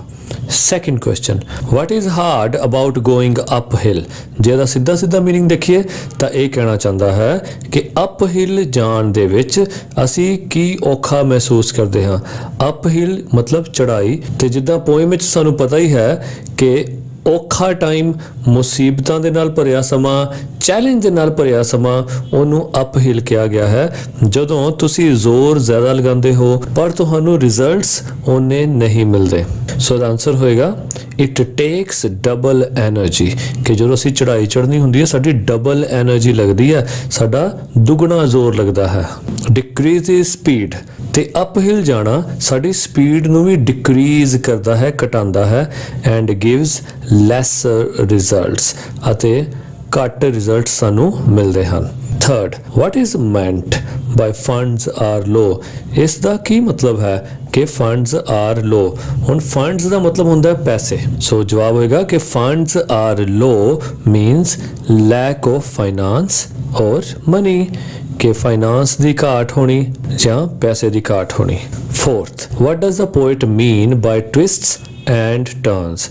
ਕਿ ਪੋਇਟ ਦਾ ਟਵਿਸਟਸ ਐਂਡ ਟਰਨਸ ਨੂੰ ਲੈ ਕੇ ਮਤਲਬ ਕੀ ਹੈ? Answer, twists and turns mean unexpected changes in life, ਕਿ ਸਾਡੀ ਲਾਈਫ ਦੇ ਵਿੱਚ ਜੋ ਅਨਐਕਸਪੈਕਟਡ, ਜਿਹਦੀ ਅਸੀਂ ਕਲਪਨਾ ਨਹੀਂ ਕਰਦੇ, ਜਿਹਦੇ ਬਾਰੇ ਅਸੀਂ ਸੋਚਿਆ ਵੀ ਨਹੀਂ ਹੁੰਦਾ, ਜਦੋਂ ਇਹੋ ਜਿਹੀ ਕੋਈ ਚੇਂਜ ਸਾਡੀ ਲਾਈਫ ਵਿੱਚ ਘਟਿਤ ਹੁੰਦੀ ਹੈ, ਆਉਂਦੀ ਹੈ, ਉਹਨੂੰ ਆਪਾਂ ਕਹਿੰਦੇ ਹਾਂ ਸਾਡੀ ਲਾਈਫ ਦੀਆਂ ਟਵਿਸਟਸ ਐਂਡ ਟਰਨਸ ਹਨ, ਜੋ ਕਿ ਸਾਨੂੰ ਇੱਕ ਨਵੀਂ ਡਾਇਰੈਕਸ਼ਨ ਦੇ ਵੱਲ ਮੋੜਦੀਆਂ ਹਨ।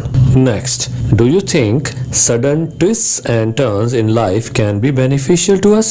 ਕੀ ਤੁਸੀਂ ਸੋਚਦੇ ਹੋ ਕਿ ਇਹ ਅਚਾਨਕ ਜ਼ਿੰਦਗੀ ਵਿੱਚ ਆਏ ਉਤਰਾਅ ਚੜਾਅ ਸਾਡੀ ਜ਼ਿੰਦਗੀ ਦੇ ਲਈ ਬੈਨੀਫੀਸ਼ੀਅਲ ਹਨ, ਲਾਭਦਾਇਕ ਹਨ?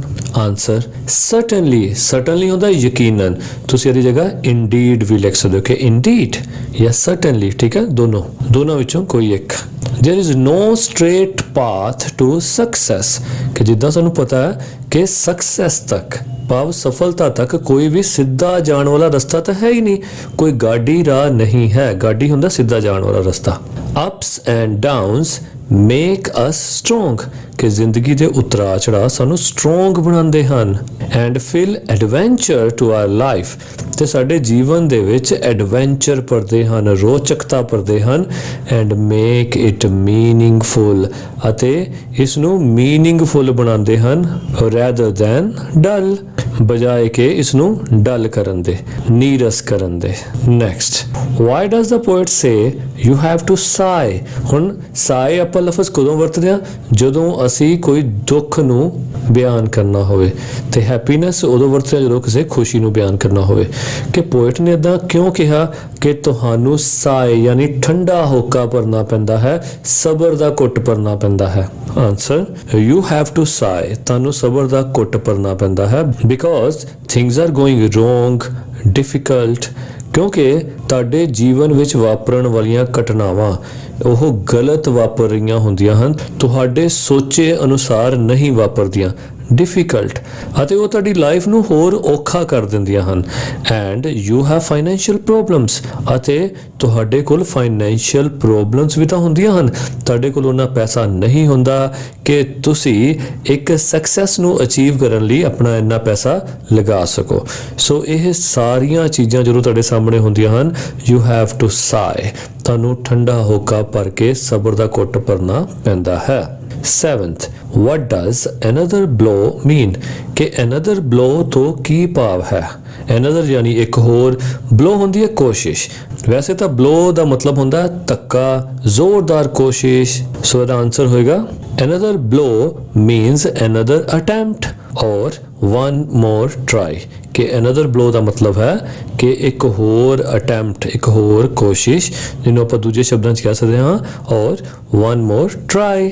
Next, 8th, how long do you try to do something before you turn to do something else? ਹੁਣ ਇਹ ਇੱਕ ਪਰਸਨਲ ਕੁਐਸਚਨ ਹੈ ਜਿਹੜਾ ਤੁਹਾਡੇ ਕੋਲ ਪੁੱਛਿਆ ਜਾ ਰਿਹਾ ਹੈ। ਇਹ ਡੋਂਟ ਕੁਇਟ ਪੋਇਮ ਵਿੱਚੋਂ ਨਹੀਂ ਲਿਆ ਗਿਆ। ਇਹ ਪੁੱਛਦਾ ਹੈ ਕਿ how long do you try? ਤੁਸੀਂ ਕਿੰਨੀ ਦੇਰ ਤੱਕ ਕੋਸ਼ਿਸ਼ ਕਰਦੇ ਹੋ to do something, ਕਿਸੇ ਕੰਮ ਨੂੰ ਕਰਨ ਵਿੱਚ, before you turn to do something else, ਜਦ ਤੱਕ ਕਿ ਤੁਸੀਂ ਆਪਣੇ ਆਪ ਨੂੰ ਕੁਝ ਹੋਰ ਕਰਨ ਲਈ ਨਹੀਂ ਮੋੜਦੇ। ਭਾਵ ਤੁਸੀਂ ਕਿੰਨੀ ਦੇਰ ਤੱਕ ਇੱਕ ਹੱਥ ਆਏ ਕੰਮ ਨੂੰ ਕਰਦੇ ਰਹਿੰਦੇ ਹੋ, ਤੇ ਇਹੋ ਜਿਹਾ ਮੌਕਾ ਕਦੋਂ ਆਉਂਦਾ ਹੈ ਜਦੋਂ ਤੁਸੀਂ ਉਸ ਨੂੰ ਛੱਡ ਕੇ ਕੋਈ ਦੂਜਾ ਕੰਮ ਸ਼ੁਰੂ ਕਰਦੇ ਹੋ। ਸੋ ਤੁਸੀਂ ਇਹਦਾ ਜਵਾਬ ਪੋਜ਼ਿਟਿਵ ਲਿਖ ਸਕਦੇ ਹੋ। ਤੁਸੀਂ ਲਿਖ ਸਕਦੇ ਹੋ ਕਿ I turn to do something else only when, ਕਿ ਮੈਂ ਉਦੋਂ ਹੀ ਕਿਸੇ ਹੋਰ ਕੰਮ ਲਈ ਆਪਣੇ ਆਪ ਨੂੰ ਮੋੜਦਾ ਹਾਂ, only van I have any better option, ਕਿ ਜਦੋਂ ਮੇਰੇ ਕੋਲ ਉਸ ਕੰਮ ਤੋਂ ਜਾਂ ਉਸ ਕੰਮ ਨੂੰ ਕਰਨ ਦੇ ਤਰੀਕੇ ਦੀ ਕੋਈ ਬੈਟਰ ਆਪਸ਼ਨ ਹੋਵੇ, ਕਿ ਇਹ ਕੰਮ ਇਸ ਤਰੀਕੇ ਨਾਲ ਨਹੀਂ ਹੋ ਰਿਹਾ ਤੇ ਹੋ ਸਕਦਾ ਉਹ ਇੱਕ ਦੂਜੇ ਤਰੀਕੇ ਨਾਲ ਹੋ ਜੇ, ਜਾਂ ਮੈਨੂੰ ਲੱਗੇ ਕਿ ਆਹ ਜਿਹੜਾ ਕੰਮ ਮੈਂ ਕਰ ਰਿਹਾ ਸੀ ਉਹ ਇੰਨਾ ਫਰੂਟਫੁਲ ਨਹੀਂ ਹੈ, ਤੇ ਹਾਂ ਜੇ ਮੈਂ ਆਹ ਦੂਸਰਾ ਕੰਮ ਕਰ ਲਵਾਂ ਤੇ ਉਹ ਜ਼ਿਆਦਾ ਫਰੂਟਫੁਲ ਹੋਏਗਾ, ਕਿ ਜੇ ਮੈਂ ਇਸ ਤੋਂ ਵੀ ਅੱਧਾ ਟਾਈਮ ਨਵੇਂ ਕੰਮ ਤੇ ਲਗਾਵਾਂ ਤਾਂ ਮੈਨੂੰ ਜ਼ਿਆਦਾ ਬੈਨੀਫਿਟ ਮਿਲ ਸਕਦਾ ਹੈ, ਤਾਂ ਉਦੋਂ ਹੀ ਮੈਂ ਦੂਜੇ ਕੰਮ ਵੱਲ ਮੁੜਾਂਗਾ। ਸੋ ਪੂਰਾ ਜਵਾਬ ਫਿਰ ਦੇਖਦੇ ਹਾਂ। I turn to do something else only when I have any better option, otherwise I never quit। ਨਹੀਂ ਤਾਂ ਮੈਂ ਕਦੇ ਵੀ ਕੰਮ ਨੂੰ ਵਿੱਚ ਨਹੀਂ ਛੱਡਦਾ। Next, activity 4, read the stanzas. ਹੁਣ ਨੀਚੇ 2 ਸਟੈਂਜ਼ਾਸ ਦਿੱਤੇ ਗਏ ਹਨ, ਪਾਓ ਕਵਿਤਾ ਦੇ ਪੈਰੇ, ਇਹਨੂੰ ਅਸੀਂ ਪੜ੍ਹਨਾ ਹੈ and answer the questions that follow, ਤੇ ਇਹਦੇ ਮਗਰ ਜਿਹੜੇ ਕੁਐਸਚਨਸ ਹਨ ਉਹਨਾਂ ਨੂੰ ਆਨਸਰ ਕਰਨਾ ਹੈ। ਸੋ ਪਹਿਲਾਂ ਆਪਾਂ ਸਟੈਂਜ਼ਾ ਰੀਡ ਕਰਦੇ ਹਾਂ ਜੋ ਸਾਨੂੰ ਕਿਹਾ ਗਿਆ। ਲਾਈਫ ਇਜ਼ ਕੁਅਰ, ਕੁਅਰ ਹੁੰਦਾ ਵਚਿੱਤਰ, ਅਜੀਬ, with it's twist and turns, ਆਪਣੇ ਉਤਾਰ ਚੜਾਅ ਦੇ ਨਾਲ, ਮੋੜ ਕੋੜ ਦੇ ਨਾਲ ਇਹ ਲਾਈਫ ਬੜੀ ਅਜੀਬ ਜੀ ਹੈ, ਕੁਛ ਨਾ ਕੁਛ ਚੇਂਜ ਹੁੰਦੀ ਰਹਿੰਦੀ ਹੈ ਇਹਦੇ ਵਿੱਚ। As every one of us sometimes learns, ਕਿ ਇਹੋ ਜਿਹੇ ਪਾਠ ਰੋਜ਼ ਪੜ੍ਹਾਉਂਦੀ ਹੈ, ਨਵੀਆਂ ਚੀਜ਼ਾਂ ਦਿਖਾਉਂਦੀ ਹੈ ਕਿ ਅਸੀਂ ਰੋਜ਼ ਹੀ ਕੁਝ ਨਾ ਕੁਝ ਇਸ ਤੋਂ ਸਿੱਖਦੇ ਹਾਂ। ਐਂਡ ਮੈਨੀ ਅ ਫੇਲਿਅਰ ਟਰਨਸ ਅਬਾਊਟ, ਤੇ ਕਿੰਨੀਆਂ ਹੀ ਅਸਫਲਤਾਵਾਂ, ਫੇਲਿਅਰਸ ਸਾਡੀ ਲਾਈਫ ਵਿੱਚ ਸਾਡੇ ਸਾਹਮਣੇ ਆਉਂਦੀਆਂ ਰਹਿੰਦੀਆਂ ਹਨ। When he might have won had he stuck it out, ਤੇ ਜਦੋਂ ਸਾਨੂੰ ਲੱਗਦਾ ਹੁੰਦਾ ਕਿ ਅਸੀਂ ਜਿੱਤਣ ਹੀ ਵਾਲੇ ਹਾਂ ਤੇ ਉਸ ਵੇਲੇ ਵੀ ਸਾਨੂੰ ਅਸਫਲਤਾ ਮਿਲ ਜਾਂਦੀ ਹੈ। ਇਹੋ ਜਿਹੀਆਂ ਕਈ ਚੀਜ਼ਾਂ ਸਾਡੇ ਸਾਹਮਣੇ ਆਉਂਦੀਆਂ ਰਹਿੰਦੀਆਂ ਹਨ, ਕਿਉਂਕਿ ਲਾਈਫ ਇਜ਼ ਕੁਅਰ, ਬੜੀ ਅਜੀਬ ਹੈ, ਟਵਿਸਟ ਤੇ ਟਰਨਸ ਦੇ ਨਾਲ ਭਰੀ ਹੋਈ ਹੈ। ਹੁਣ ਆਓ ਇਹਦੇ ਕੁਝ ਕੁਐਸਚਨਸ ਕਰਦੇ ਹਾਂ। What is life full of, ਕਿ ਲਾਈਫ ਕਿਸ ਚੀਜ਼ ਨਾਲ ਭਰੀ ਹੋਈ ਹੈ? Yes, twist and turns. ਪੂਰਾ ਜਵਾਬ ਲਿਖ ਸਕਦੇ ਹੋ ਕਿ life is full of twists and turns. Second, what does every one of us sometimes learn? ਕਿ ਕਿਹੜੀ ਚੀਜ਼ ਹੈ ਜਿਹੜੀ ਅਸੀਂ ਸਾਰੇ ਹੀ ਕਦੀ ਨਾ ਕਦੀ ਸਿੱਖਦੇ ਹਾਂ? ਸੋ ਸਾਰੇ ਹੀ ਕਦੀ ਨਾ ਕਦੀ ਇਹੀ ਸਿੱਖਦੇ ਹਾਂ ਕਿ ਲਾਈਫ ਬੜੀ ਅਜੀਬ ਹੈ, ਇਹ ਟਵਿਸਟਸ ਤੇ ਟਰਨਸ ਨਾਲ ਭਰੀ ਹੋਈ ਹੈ, ਠੀਕ ਹੈ? ਸੋ ਆਪਾਂ ਇਹਦਾ ਜਵਾਬ ਲਿਖਾਂਗੇ ਕਿ we learn that life is square with its twists and turns. C, find the synonym of strange from the stanza. ਕਿ strange ਜਿਹੜਾ ਲਫ਼ਜ਼ ਹੈ, ਅਜੀਬ, ਉਹਦਾ synonym ਭਾਵ ਸਮਾਨਾਰਥਕ ਸ਼ਬਦ ਇਸ ਸਟੈਂਜ਼ਾ 'ਚ ਹੈ, ਉਹ ਕਿਹੜਾ ਹੈ? ਸੋ ਉਹ ਹੈ queer, Queer, queer. Second, and you never can tell just how close you are. ਕਿ ਤੁਸੀਂ ਕਦੀ ਵੀ ਇਹ ਨਹੀਂ ਕਹਿ ਸਕਦੇ ਕਿ ਤੁਸੀਂ ਸਫਲਤਾ ਦੇ ਕਿੰਨੀ ਨੇੜੇ ਪਹੁੰਚ ਗਏ ਹੋ. It may be near when it seems afar. ਕਿ ਇਹ ਹੋ ਸਕਦਾ ਬਹੁਤ ਨੇੜੇ ਹੋਵੇ ਜਿਹੜੀ ਤੁਹਾਨੂੰ ਬਹੁਤ ਦੂਰ ਲੱਗ ਰਹੀ ਹੋਵੇ. So stick to the fight. ਇਸ ਕਰਕੇ ਸੰਘਰਸ਼ ਦੇ ਨਾਲ ਜੁੜੇ ਰਹੋ. when you are hardest hit, ਜਦੋਂ ਤੁਹਾਨੂੰ ਬਹੁਤ ਤੇਜ਼ ਝਟਕਾ ਲੱਗੇ ਜਾਂ ਤੁਹਾਨੂੰ ਇੱਕ ਬਹੁਤ ਵੱਡੀ ਹਾਨੀ ਹੋਵੇ, ਉਸ ਤੋਂ ਬਾਅਦ ਤੁਹਾਡਾ ਜੀ ਕਰਨ ਲੱਗੇ ਕਿ ਹਾਂ ਮੈਨੂੰ ਹੁਣ ਇਹ ਮੈਦਾਨ ਛੱਡ ਕੇ ਭੱਜ ਜਾਣਾ ਚਾਹੀਦਾ ਹੈ, ਹੁਣ ਬਹੁਤ ਹੋ ਗਿਆ, ਉਸ ਵੇਲੇ ਵੀ ਸੰਘਰਸ਼ ਦੇ ਨਾਲ ਜੁੜੇ ਰਹੋ. It's when things seem worst, ਕਿ ਜਦੋਂ ਹੁਣ ਇਹ ਲੱਗੇ ਕਿ ਹੁਣ ਤਾਂ ਸਥਿਤੀਆਂ ਬਹੁਤ ਵਰਸਟ ਹੋ ਗਈਆਂ ਹਨ, ਬਹੁਤ ਬੁਰੀਆਂ ਹੋ ਗਈਆਂ, ਇੰਨੀਆਂ ਬੁਰੀਆਂ ਤਾਂ ਕਦੀ ਵੀ ਨਹੀਂ ਹੋਈਆਂ ਸੀ, that you must not quit. ਉਸ ਵੇਲੇ ਵੀ ਤੁਹਾਨੂੰ ਨਹੀਂ ਛੱਡ ਕੇ ਜਾਣਾ ਚਾਹੀਦਾ, ਚਾਹੇ ਬੁਰੇ ਤੋਂ ਬੁਰਾ ਟਾਈਮ ਵੀ ਤੁਹਾਡੀ ਲਾਈਫ ਦਾ ਕਿਉਂ ਨਾ ਤੁਹਾਡੇ ਸਾਹਮਣੇ ਆ ਜਾਏ. ਸੋ ਫਸਟ ਕੁਐਸਚਨ ਕੀ ਹੈ? ਨੇਮ ਦਾ ਪੋਇਮ ਐਂਡ ਦਾ ਪੋਇਟ. ਸੋ ਤੁਸੀਂ ਲਿਖੋਗੇ the poem name is Don't Quit and the name of the poet is Edgar A. Guest. Second, what do you understand by sticking to the fight when hardest hit? ਕਿ ਤੁਸੀਂ ਇਸ ਚੀਜ਼ ਤੋਂ ਕੀ ਸਮਝਦੇ ਹੋ ਕਿ ਸੰਘਰਸ਼ ਦੇ ਨਾਲ ਜੁੜੇ ਰਹੋ ਜਦੋਂ ਤੁਹਾਨੂੰ ਹਾਰਡੈਸਟ ਹਿੱਟ ਵੀ ਹੁੰਦੀ ਹੈ? ਸੋ ਦਾ ਆਨਸਰ ਤੁਸੀਂ ਲਿਖੋਗੇ you should not quit even you are facing the hardest time of your life. Next, what should not be done when things seem worst? ਕਿ ਕਿਹੜੀ ਚੀਜ਼ ਹੈ ਜਿਹੜੀ ਨਹੀਂ ਕਰਨੀ ਚਾਹੀਦੀ ਜਦੋਂ ਤੁਹਾਨੂੰ ਪ੍ਰਸਥਿਤੀਆਂ, ਮਾਹੌਲ ਸਭ ਤੋਂ ਬੁਰਾ ਲੱਗੇ ਵੀ ਹੁਣ ਤਾਂ ਹੱਦ ਹੀ ਹੋ ਗਈ, ਸੋ ਉਦੋਂ ਵੀ ਤੁਹਾਨੂੰ ਕੁਇਟ ਨਹੀਂ ਕਰਨਾ ਚਾਹੀਦਾ. ਸੋ ਆਨਸਰ ਆਏਗਾ we should not quit when things seem worst. Life ਵਿੱਚ ਸਾਨੂੰ ਹਰ ਤਰ੍ਹਾਂ ਦੇ ਲੋਕ ਮਿਲਦੇ ਹਨ, ਕੋਈ ਬਹੁਤ ਚੰਗੇ ਲੱਗਦੇ ਹਨ, ਕੋਈ ਥੋੜੇ ਜਿਹੇ ਘੱਟ ਚੰਗੇ, ਕੋਈ ਬਹੁਤ ਹੀ ਘੱਟ ਚੰਗੇ, ਪਰ ਹੁੰਦੇ ਸਾਰੇ ਚੰਗੇ ਆ. ਓਕੇ, ਸੋ ਇਸੇ ਤਰ੍ਹਾਂ ਹਰ ਚੀਜ਼ ਦੀ ਇੱਕ ਡਿਗਰੀ ਹੁੰਦੀ ਹੈ, ਹਰ ਚੀਜ਼ ਦਾ ਇੱਕ ਦਰਜਾ ਹੁੰਦਾ. ਕੋਈ ਸਾਨੂੰ ਸਿਰਫ ਚੰਗਾ ਲੱਗਦਾ, ਕੋਈ ਉਸ ਤੋਂ ਚੰਗਾ, ਕੋਈ ਸਭ ਤੋਂ ਚੰਗਾ, ਹੈ ਨਾ?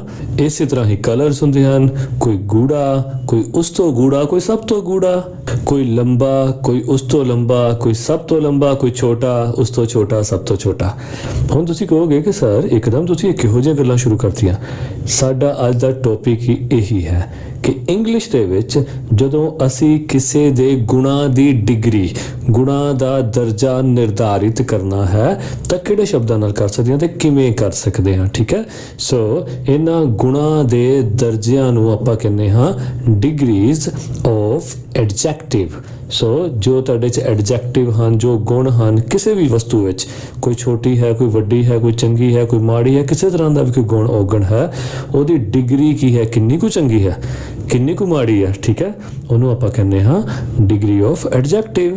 ਆਓ ਅਸੀਂ ਹੁਣ 8ਵੀਂ ਕਲਾਸ ਦੀ ਸੋਹਣੀ ਨਵੀਂ ਬੁੱਕ ਦੇ ਦੁਆਲੇ ਹੋਈਏ ਤੇ ਉਹਨੂੰ ਕਹੀਏ ਕਿ ਸਾਨੂੰ ਵੀ ਕੁਝ ਸੋਹਣਾ ਨਵਾਂ ਡਿਗਰੀਜ਼ ਆਫ ਐਡਜੈਕਟਿਵ ਬਾਰੇ ਸਿਖਾਓ. Let's start.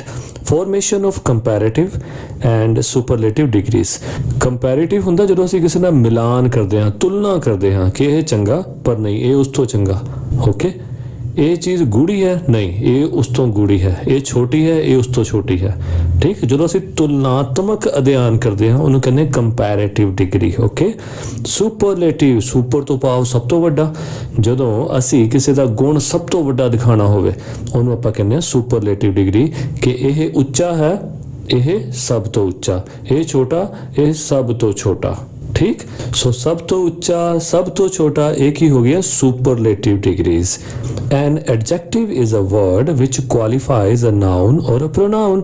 ਇੱਕ ਇਹੋ ਜਿਹਾ ਐਡਜੈਕਟਿਵ ਭਾਵ ਵਿਸ਼ੇਸ਼ਣ ਇੱਕ ਇਹੋ ਜਿਹਾ ਵਰਡ ਹੁੰਦਾ ਹੈ ਜਿਹੜਾ ਕਿਸੇ ਨਾਉਨ ਤੇ ਪ੍ਰੋਨਾਉਨ ਨੂੰ ਕੁਆਲੀਫਾਈ ਕਰਦਾ ਹੈ, ਉਹਦੇ ਬਾਰੇ ਸਾਨੂੰ ਹੋਰ ਦੱਸਦਾ ਹੈ ਕਿ ਉਹਦੇ ਵਿੱਚ ਕੀ ਕੀ ਗੁਣ ਔਗਣ ਹਨ।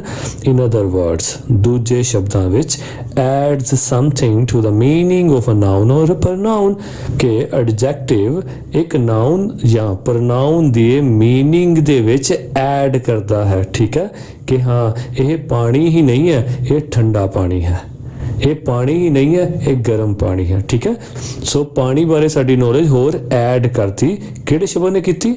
ਐਡਜੈਕਟਿਵ ਨੇ।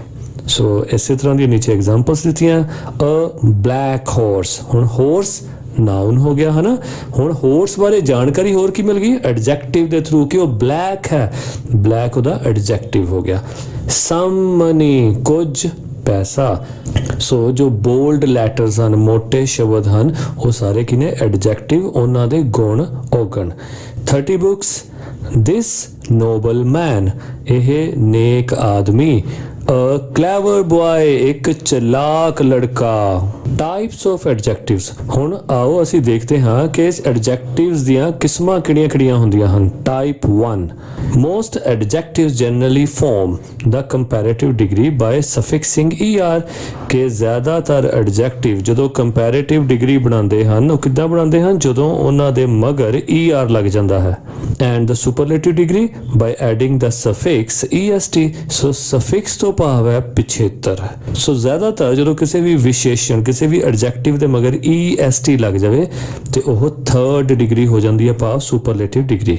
Please look at the following tables. ਹੁਣ ਆਪਾਂ ਹੇਠਾਂ ਦਿੱਤੇ ਟੇਬਲਸ ਦੇਖਦੇ ਹਾਂ, ਇਹ ਪੜ੍ਹਦੇ ਹੀ ਸਾਨੂੰ ਸਾਰਾ ਆਈਡੀਆ ਹੋ ਜਾਏਗਾ। ਸੋ ਇਹ ਹਨ ਡਿਗਰੀਜ਼ ਆਫ ਐਡਜੈਕਟਿਵਸ। ਫਸਟ ਹੈ ਪੋਜ਼ਿਟਿਵ ਡਿਗਰੀ, ਸੈਕਿੰਡ ਹੈ ਕੰਪੈਰੀਟਿਵ ਡਿਗਰੀ, ਥਰਡ ਹੈ ਸੁਪਰਲੇਟਿਵ ਡਿਗਰੀ। ਓਕੇ, ਸੋ ਪੋਜ਼ਿਟਿਵ ਤੋਂ ਭਾਵ ਐਡਜੈਕਟਿਵ। ਸੋ ਐਡਜੈਕਟਿਵ ਦਾ ਜਦੋਂ ਅਸੀਂ ਕੋਈ ਤੁਲਨਾਤਮਕ ਸ਼ਬਦ ਲਿਖਣਾ ਹੋਵੇ ਉਹ ਕੰਪੈਰੀਟਿਵ, ਜਦੋਂ ਉਸ ਐਡਜੈਕਟਿਵ ਦਾ ਸਭ ਤੋਂ ਸ੍ਰੇਸ਼ਟ, ਸਭ ਤੋਂ ਵੱਡਾ ਸ਼ਬਦ ਲਿਖਣਾ ਹੋਵੇ ਉਹ ਕੀ ਹੋਏਗਾ? ਸੁਪਰਲੇਟਿਵ। ਜਿਵੇਂ ਪਿਕਚਰ ਵਿੱਚ ਹੀ ਕਲੀਅਰ ਹੈ, ਟਾਲ, ਟਾਲਰ, ਟਾਲੈਸਟ। ਹੁਣ ਦੇਖੋ ਇੱਕ ਲੰਬਾ ਬੱਚਾ ਹੈ ਜਦੋਂ ਕੱਲਾ ਖੜਾ ਹੈ, ਹੁਣ ਉਸ ਤੋਂ ਲੰਬਾ ਬੱਚਾ ਆ ਗਿਆ, ਉਹ ਹੋ ਗਿਆ ਟਾਲਰ ਦੈਨ ਹਿਮ। ਹੁਣ ਸਭ ਤੋਂ ਲੰਬਾ ਬੱਚਾ ਤਿੰਨਾਂ ਚੋਂ ਕਿਹੜਾ? Yes, tallest। ठीक है, he is the tallest among all। let's read noble, neck, nobler, noblest। सो मैं पहले दो दे मीनिंग दस देना, बाकी उदा ही पढ़ दांगा। नोबलर यानी उस तो ज्यादा नेक, नोबलेस्ट सब तो नेक। नियर, नेड़े, नियरर उस तो नेड़े, नियरेस्ट सब तो नेड़े। एबल, योग, एबलर, एबलेस्ट। सेन, समझदार, सेनर, सेनेस्ट। क्लीन, साफ, क्लीनर, क्लीनेस्ट। डियर, प्यारा, डियरर, डियरेस्ट। ब्राइट, चमकदार, ब्राइटर, ब्राइटेस्ट। बोल्ड, बहादुर, बोल्डर, बोल्डेस्ट। क्लेवर, चलाक, क्लेवरर, क्लेवरेस्ट। शॉर्ट, छोटा, शॉर्टर, शॉर्टेस्ट। डीप, डूंगा, डीपर, डीपेस्ट। टॉल, लंबा, टॉलर, टॉलेस्ट। फ्यू, कुछ, फ्यूअर, फ्यूएस्ट। फास्ट, तेज, faster, fastest. Great, महान, greater, greatest. Hard, कठोर, harder, hardest. High, ऊंचा, higher, highest. कीन, रुचि लैण वाला, keener, कीनेस्ट। Kind, दयालु, काइंडर, काइंडेस्ट। लाइट, हल्का, लाइटर, लाइटेस्ट। स्ट्रोंग, ताकतवर, स्ट्रोंगर, स्ट्रोंगेस्ट। वीक, कमजोर, वीकर, वीकेस्ट। पुअर, गरीब, पुअरर, पुअरेस्ट।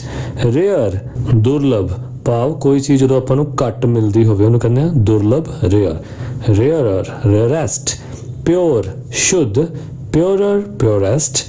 ਰਿਚ, ਅਮੀਰ, ਰਿਚਰ, ਰਿਚੈਸਟ। ਸੇਫ, ਸੁਰੱਖਿਅਤ, ਸੇਫਰ, ਸੇਫੈਸਟ। ਸਵੀਟ, ਮਿੱਠਾ, sweeter, sweetest. Type 2, In the case of longer objective of 3 or more syllables, comparative and superlative degrees are formed by adding the word more and most before the positive degree. ਭਾਵ ਉਹ ਸ਼ਬਦ ਜੋ ਦੂਜਿਆਂ ਤੋਂ ਥੋੜੇ ਜਿਹੇ ਲੰਬੇ ਹੋਣ ਅਤੇ ਜਿਨ੍ਹਾਂ ਵਿੱਚ 3 ਜਾਂ 3 ਤੋਂ ਜ਼ਿਆਦਾ syllables ਹੋਣ। ਸੋ syllable ਤੋਂ ਭਾਵ ਵਾਉਲ ਸਾਊਂਡਸ ਤੋਂ ਹੈ, ਠੀਕ ਹੈ, ਜਿੱਦਾਂ ਊੜਾ ਐੜਾ ਈੜੀ ਦੀ ਆਵਾਜ਼ ਆਉਂਦੀ ਹੈ ਨਾ, ਊ ਅ ਈ, ਓਕੇ।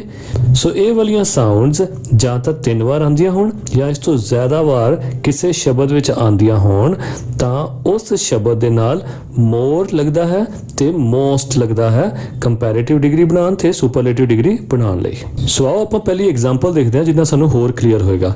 ਸੋ ਪਹਿਲਾ ਵਰਡ ਹੈ ਬਿਊਟੀਫੁਲ। ਸੋ ਇਸ ਨੂੰ ਅਸੀਂ ਦੇਖਾਂਗੇ ਕਿ ਇਹਦੇ ਵਿੱਚ ਸਾਊਂਡਸ ਕਿੰਨੀਆਂ ਆਉਂਦੀਆਂ ਹਨ। ਦੇਖੋ ਬੀ, ਹੁਣ ਜੇ ਮੈਂ ਬ ਨੂੰ ਕੱਟ ਦੇਵਾਂ ਤੇ ਆਵਾਜ਼ ਕੀ ਆ ਰਹੀ ਹੈ, ਈ। ਊੜਾ ਐੜਾ ਈੜੀ ਦੀ ਹੈ ਨਾ, ਈ ਦੀ ਸਾਊਂਡ ਆ ਗਈ। ਸੋ ਇੱਕ ਸਿਲੇਬਲ ਆ ਗਿਆ। ਬੀ ਊ, ਹਨਾ, ਊ ਦੀ ਸਾਊਂਡ। ਸੋ ਈ ਤੇ ਊ 2 ਸਿਲੇਬਲਸ ਆ ਗਏ। ਟੀ, ਫਿਰ ਈ ਦੀ ਸਾਊਂਡ ਆਈ, 3 ਸਿਲੇਬਲ ਆ ਗਏ। ਬੀ ਊ ਟੀ, ਫੁੱਲ, ਫੂ, ਫਿਰ ਊ ਦੀ ਸਾਊਂਡ ਆ ਗਈ, ਠੀਕ ਹੈ। ਸੋ ਇਹ 'ਚ 4 ਸਿਲੇਬਲਸ ਆ ਗਏ। ਇਸ ਕਰਕੇ ਇਹਦੇ ਨਾਲ ਮੋਰ ਤੇ ਮੋਸਟ ਲੱਗੇਗਾ ਕੰਪੈਰੀਟਿਵ ਤੇ ਸੁਪਰਲੇਟਿਵ ਡਿਗਰੀ ਬਣਾਉਣ ਲਈ, ਓਕੇ। ਸੋ ਇਸੇ ਤਰ੍ਹਾਂ ਹੀ ਸਾਰਿਆਂ ਦੇ ਨਾਲ ਆਪਾਂ ਮੋਰ ਤੇ ਮੋਸਟ ਲਗਾਵਾਂਗੇ। ਸੋ ਜੇ ਇਹ ਗੱਲ ਸਮਝਣੀ ਔਖੀ ਵੀ ਲੱਗੇ ਤਾਂ ਵੀ ਤੁਸੀਂ ਹੋਰ ਕੁਝ ਨਹੀਂ ਕਰਨਾ, ਸਿਰਫ ਇਹਨਾਂ ਨੂੰ ਯਾਦ ਕਰਨਾ ਹੈ, ਰੋਜ਼-ਰੋਜ਼ ਬੋਲਣਾ ਹੈ। ਗ੍ਰਾਮਰ ਦੇ ਕਈ ਪਾਰਟ ਨਹੀਂ ਵੀ ਸਮਝ ਆਉਂਦੇ ਤਾਂ ਵੀ ਜਦੋਂ ਅਸੀਂ ਇਹਨਾਂ ਸ਼ਬਦਾਂ ਨੂੰ ਬਾਰ-ਬਾਰ ਪੜ੍ਹਦੇ ਰਹਿੰਦੇ ਹਾਂ, ਇਹ ਸਾਡੀ ਲੈਂਗੁਏਜ ਦਾ ਹਿੱਸਾ ਬਣ ਜਾਂਦੇ ਹਨ। Let's start. Beautiful, more beautiful, most beautiful. Courageous, courageous ਹੁੰਦਾ ਹੌਂਸਲੇ ਵਾਲਾ। More courageous, most courageous. Brilliant, ਹੁਸ਼ਿਆਰ। More brilliant, most brilliant. Capable, ਯੋਗ। more capable, most capable. Difficult, ਔਖਾ। more difficult, most difficult. Wonderful, ਅਦਭੁਤ। more wonderful, most wonderful. Interesting, ਰੋਚਕ। more interesting, most interesting. Ignorant, more ignorant, most ignorant. Diligent, ਮਿਹਨਤੀ। more diligent, most diligent. Type 3. Adjectives of 2 syllables follow one or the other of the above rules. Those ending in full, ve usually take more and most. So ਜਿਹੜੇ ਸ਼ਬਦ full ਦੇ ਨਾਲ ਖਤਮ ਹੁੰਦੇ ਹੋਣ, er ਦੇ ਨਾਲ ਖਤਮ ਹੁੰਦੇ ਹੋਣ, ve ਦੇ ਨਾਲ ਖਤਮ ਹੁੰਦੇ ਹੋਣ, ਉਹਨਾਂ ਦੇ ਨਾਲ ਵੀ more ਤੇ most ਲੱਗਦਾ ਹੈ। ਜਿਸ ਤਰ੍ਹਾਂ active, ਤੇਜ਼। more active, most active. doubtful, ਸ਼ੱਕੀ। more doubtful, most doubtful. careful, ਸਾਵਧਾਨ। more careful, most careful. harmful, ਨੁਕਸਾਨਦਾਇਕ। more harmful, most harmful.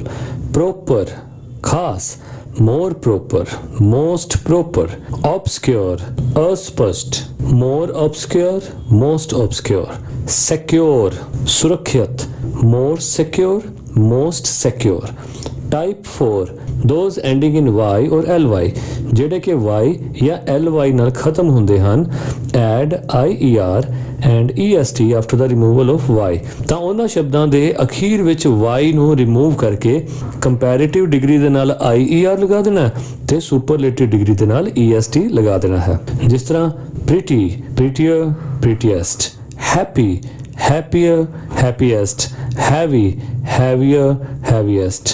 easy, easier, easiest. jolly, jollier, jolliest. busy, busier, busiest. holy, holier, holiest. Type 5. When a consonant comes after a short vowel sound, it doubles itself and adds er and est in comparative and superlative degree.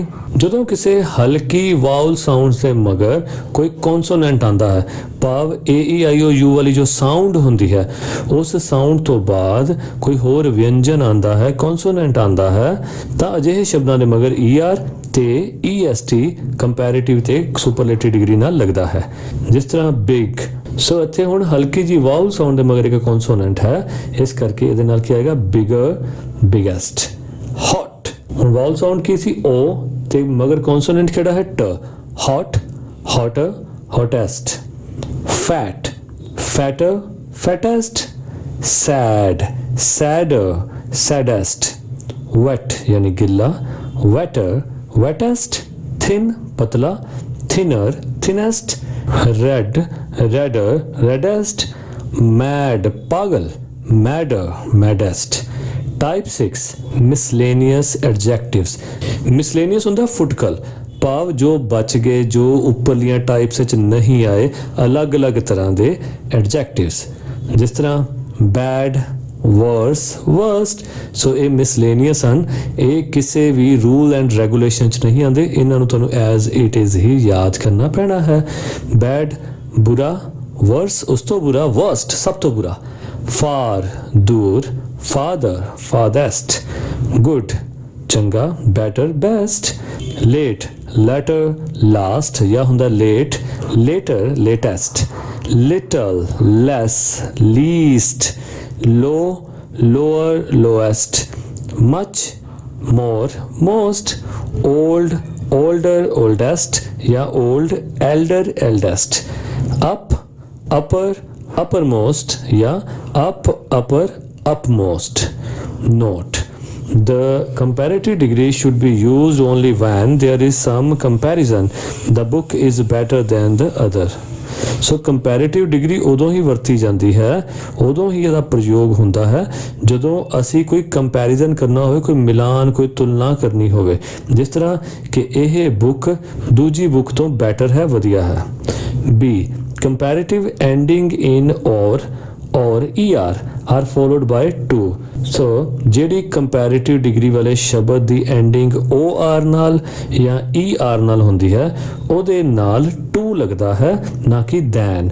I am senior ਹੁਣ or ਨਾਲ ਹੋਈ, to him. okay, he prefers health to wealth. Use of double comparative and superlative should be avoided. ਸੋ ਕਈ ਵਾਰ ਕੀ ਹੁੰਦਾ, ਜਿੱਥੇ er ਲੱਗਣਾ ਹੁੰਦਾ second degree ਲਈ, ਉਹਦੇ ਨਾਲ ਅਸੀਂ more ਵੀ ਲਗਾ ਦਿੰਦੇ ਹਾਂ। ਆਪਾਂ ਨੂੰ ਲੱਗਦਾ ਹੁੰਦਾ ਕਿ ਆਪਾਂ ਡਬਲ ਕੰਪੈਰੇਟਿਵ ਲਾ ਦਾਂਗੇ ਜਾਂ ਡਬਲ ਸੁਪਰਲੇਟਿਵ ਲਗਾ ਦਾਂਗੇ ਤਾਂ ਹੋਰ ਵਧੀਆ ਹੋ ਜਾਏਗਾ, ਇਦਾਂ ਕੁਝ ਨਹੀਂ ਹੁੰਦਾ। ਆਪਾਂ ਜਾਂ ਤਾਂ er ਵਾਲਾ ਯੂਜ਼ ਕਰਨਾ ਜਾਂ more ਵਾਲਾ। ਸੋ ਆਪਾਂ ਦੋਨਾਂ ਵਿੱਚੋਂ ਇੱਕ ਯੂਜ਼ ਕਰਨਾ ਜੋ ਐਪਰੋਪਰੀਏਟ ਹੋਵੇ। ਜਿੱਦਾਂ ਫਸਟ ਹੈ ਜੋ ਇਨਕਰੈਕਟ ਹੈ, ਜੋ ਆਮ ਗਲਤੀ ਆਪਾਂ ਕਰਦੇ ਹਾਂ, ਆਪਾਂ ਲਿਖ ਦਿੰਦੇ ਹਾਂ ਹੀ is more abler than his brother. more abler, ਜਦ ਅਸੀਂ abler ਕਰ ਹੀ ਦਿੱਤਾ ਤੇ ਫਿਰ more ਲਗਾਉਣ ਦੀ ਕੋਈ ਲੋੜ ਨਹੀਂ ਹੈ। he is abler than his brother. abler ਹੁੰਦਾ ਯੋਗ, ਉਸ ਤੋਂ ਜ਼ਿਆਦਾ ਯੋਗ। Activity 5th, fill in the blanks with the appropriate degree of the adjective given in the brackets. ਹੁਣ ਅਸੀਂ ਜੋ ਬ੍ਰੈਕਟ ਦੇ ਵਿੱਚ ਐਡਜੈਕਟਿਵ ਲਿਖਿਆ ਹੋਇਆ ਹੈ, ਅਸੀਂ ਉਹਦੀ ਐਪਰੋਪਰੀਏਟ ਭਾਵ ਯੋਗ ਡਿਗਰੀ ਇਸ ਬਲੈਂਕ ਵਿੱਚ ਭਰਨੀ ਹੈ। he is a dash student, he is a tall student. ਠੀਕ ਹੈ, ਇਹ tall ਹੀ ਆਏਗਾ, ਇਹਦੀ ਜਾਨੀ ਪੋਜ਼ਿਟਿਵ ਡਿਗਰੀ ਹੀ ਆਏਗੀ। Second, the Taj is a beautiful building. ਸੋ ਇੱਥੇ ਬਿਊਟੀਫੁਲ ਹੀ ਆਏਗਾ, ਕਿਉਂਕਿ ਥਰਡ ਡਿਗਰੀ ਉਦੋਂ ਆਉਂਦੀ ਹੈ ਜਦੋਂ ਪਹਿਲਾਂ ਦ ਲੱਗਿਆ ਹੋਵੇ। ਸੋ ਨਾਲ ਤਾਂ ਦ ਲੱਗਿਆ ਨਹੀਂ, ਤੇ ਸੈਕਿੰਡ ਡਿਗਰੀ ਕਦੋਂ ਆਏਗੀ? ਜਦੋਂ ਐਡਜੈਕਟਿਵ ਤੋਂ ਬਾਅਦ ਦੈਨ ਲੱਗਿਆ ਹੋਵੇ ਜਾਂ ਟੂ ਲੱਗਿਆ ਹੋਵੇ। ਓਕੇ, ਸੋ ਦੋਨਾਂ ਦੇ ਵਿੱਚ ਫਸਟ ਡਿਗਰੀ ਆਏਗੀ he is a tall student, the Taj is a beautiful building. ਹੁਣ ਦੇਖੋ ਥਰਡ ਵਿੱਚ ਆ ਗਿਆ ਨਾ, ਮਾਈ ਟੇਬਲ ਇਜ਼ ਦ। ਹੁਣ ਜਿੱਥੇ ਦ ਆ ਗਿਆ ਉੱਥੇ ਥਰਡ ਡਿਗਰੀ ਲਾ ਦੇਣੀ ਹੈ। ਮਾਈ table is the biggest of all. Fourth, her sweatshirt is, ਹੁਣ ਦੇਖੋ ਖਾਲੀ ਥਾਂ ਤੋਂ ਬਾਅਦ ਕੀ ਆਇਆ? then, ਇਹਦਾ ਮਤਲਬ ਇੱਥੇ ਸੈਕਿੰਡ ਡਿਗਰੀ ਆਏਗੀ। her sweatshirt is softer than her jeans. Fifth, Tina's hair is dash than, है ना, second degree. So Tina's hair is longer than Lina's hair. Sixth, Soumya is funnier than Vijaya. Haridwar is one of the, ਹੁਣ the ਆ ਗਿਆ ਤੇ third degree. Haridwar is one of the holiest places for the Hindus. Eighth, gold is dash than silver. ਹੁਣ then ਆ ਗਿਆ ਤੇ second degree. gold is more expensive than silver. Ravinder is smarter than Parul. This is the best book I have ever read. ठीक है, तो every लिखा है, ठीक कर लेना, एवर रेड, ठीक है, EVER। सो रेड ਨੂੰ RED नहीं लिखना, स्पैलिंग ठीक है, पर ਆਪਾਂ ਇਹਨੂੰ पढ़ना है रेड, ठीक है, क्योंकि नाल हैज हैव लगे इस करके थर्ड फॉर्म है, थर्ड फॉर्म ਨੂੰ ਆਪਾਂ रेड करके पढ़ना है, रीड करके नहीं पढ़ना। So this is the best book I have ever read. Next, make comparative forms of the word given in the brackets by adding ER or more to it। ਹੁਣ ਅਸੀਂ ਸਿਰਫ ਤੇ ਸਿਰਫ ਸੈਕਿੰਡ ਡਿਗਰੀ ਹੀ ਪੜ੍ਹਨੀ ਹੈ, ਪਰ ਅਸੀਂ ਇਹ ਡਿਸਾਈਡ ਕਰਨਾ ਹੈ ਕਿ ER ਵਾਲੀ ਡਿਗਰੀ ਲਿਖਣੀ ਹੈ ਕਿ more ਵਾਲੀ ਲਿਖਣੀ ਹੈ, ਠੀਕ ਹੈ। Let's start. Cats are dash than goats. Cats are more affectionate than goats. Sheena is older than Gagan. Elder भी लिख सकते हो। Third, China is larger than Poland. कि चाइना पोलैंड तो बड़ा है। My Hindi class is more boring than my maths class. Fifth, in the UK, the streets are generally narrower than in the USA. Sixth, Delhi is busier than Chandigarh. Jyoti is quieter than her sister. Kiran is more ambitious than her brother. Ambitious ਹੁੰਦਾ ਉਤੇਜਿਤ, ਜਿਹਦੇ ਕਾਫੀ ਸੁਪਨੇ ਹੋਣ, ਜਿਹੜਾ ਬਹੁਤ ਅੱਗੇ ਵਧਣਾ ਚਾਹੁੰਦਾ ਹੋਵੇ। Okay. My garden is a lot more colorful than this park. My house is a bit more comfortable than a hostel. Activity 6.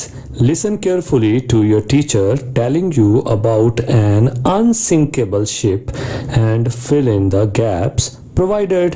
ਹੁਣ ਆਪਣੇ ਟੀਚਰ ਨੂੰ ਤੁਸੀਂ ਧਿਆਨ ਨਾਲ ਸੁਣਨਾ ਹੈ, ਜੋ ਕਿ ਤੁਹਾਨੂੰ ਇੱਕ ਇਹੋ ਜਿਹੀ ਸਟੋਰੀ ਸੁਣਾਉਣਗੇ ਇੱਕ ਅਨਸਿੰਕੇਬਲ ਸ਼ਿਪ ਦੀ। ਸੋ ਇੱਥੇ ਟੀਚਰ ਗੱਲ ਕਰੇਗਾ ਉਸ ਟਾਈਟੈਨਿਕ ਜਹਾਜ਼ ਦੀ, ਜਿਸ ਨੂੰ ਆਈਸ ਬ੍ਰੇਕਰ ਵੀ ਕਿਹਾ ਜਾਂਦਾ ਸੀ। ਉਸ ਸਮੁੰਦਰੀ ਜਹਾਜ਼ ਤੋਂ ਪਹਿਲਾਂ ਜੋ ਜਹਾਜ਼ ਬਣਦੇ ਸਨ, ਉਹਨਾਂ ਨੂੰ ਸਮੁੰਦਰ ਦੇ ਪਾਣੀ ਦੇ ਹੇਠਾਂ ਜੋ ਬਰਫ਼ ਜੰਮੀ ਹੁੰਦੀ ਸੀ ਉਸ ਤੋਂ ਬਚ ਕੇ ਨਿਕਲਣਾ ਪੈਂਦਾ ਸੀ। ਕਈ ਵਾਰ ਐਸਾ ਹੁੰਦਾ ਸੀ ਕਿ ਸਮੁੰਦਰੀ ਜਹਾਜ਼ ਉਸ ਅੰਡਰਗਰਾਉਂਡ ਬਰਫ਼ ਦੇ ਨਾਲ ਟਕਰਾ ਕੇ ਟੁੱਟ ਜਾਂਦੇ ਸੀ ਅਤੇ ਇੱਕ ਬਹੁਤ ਵੱਡਾ ਹਾਦਸਾ ਪੇਸ਼ ਆ ਜਾਂਦਾ ਸੀ। ਸੋ ਵਿਗਿਆਨੀਆਂ ਨੇ ਕਾਫੀ ਮਸ਼ੱਕਤ ਤੋਂ ਬਾਅਦ ਇੱਕ ਐਸਾ ਜਹਾਜ਼ ਬਣਾਇਆ ਜਿਸ ਦਾ ਉਹਨਾਂ ਨੇ ਦਾਅਵਾ ਕੀਤਾ ਕਿ ਇਹ ਆਈਸ ਬ੍ਰੇਕਰ ਹੈ, ਇਹ ਆਈਸਬਰਗ ਨੂੰ ਤੋੜ ਦੇਗਾ, ਕਿ ਇਸ ਨੂੰ ਕਿਸੇ ਵੀ ਬਰਫ਼ ਦੇ ਪਹਾੜ ਤੋਂ ਡਰਨ ਦੀ ਲੋੜ ਨਹੀਂ ਹੈ। ਪਰ ਜਦੋਂ ਉਹ ਟਾਈਟੈਨਿਕ ਦਾ ਜਹਾਜ਼ ਉਸ ਆਈਸਬਰਗ ਦੇ ਨਾਲ ਟਕਰਾਇਆ ਤੇ ਉਹ ਜਹਾਜ਼ ਵੀ ਉਸ ਆਈਸਬਰਗ ਦੇ ਸਾਹਮਣੇ ਟਿਕ ਨਹੀਂ ਪਾਇਆ। ਆਓ ਦੇਖਦੇ ਹਾਂ ਕੀ ਸਟੋਰੀ ਹੈ। ਉਸ ਸਟੋਰੀ ਨੂੰ ਸੁਣ ਕੇ ਫਿਰ ਅਸੀਂ ਇਹ ਜਿਹੜੇ ਗੈਪਸ ਹਨ, ਖਾਲੀ ਥਾਵਾਂ ਹਨ, ਇਹ ਭਰਨ ਦੀ ਕੋਸ਼ਿਸ਼ ਕਰਾਂਗੇ। Let's start. The Titanic was a British passenger ship that sank to the bottom of the ocean during his first voyage. Voyage ਹੁੰਦੀ ਹੈ ਜਲ ਯਾਤਰਾ। The ship was constructed during the 1900s by a transportation company known as White Star.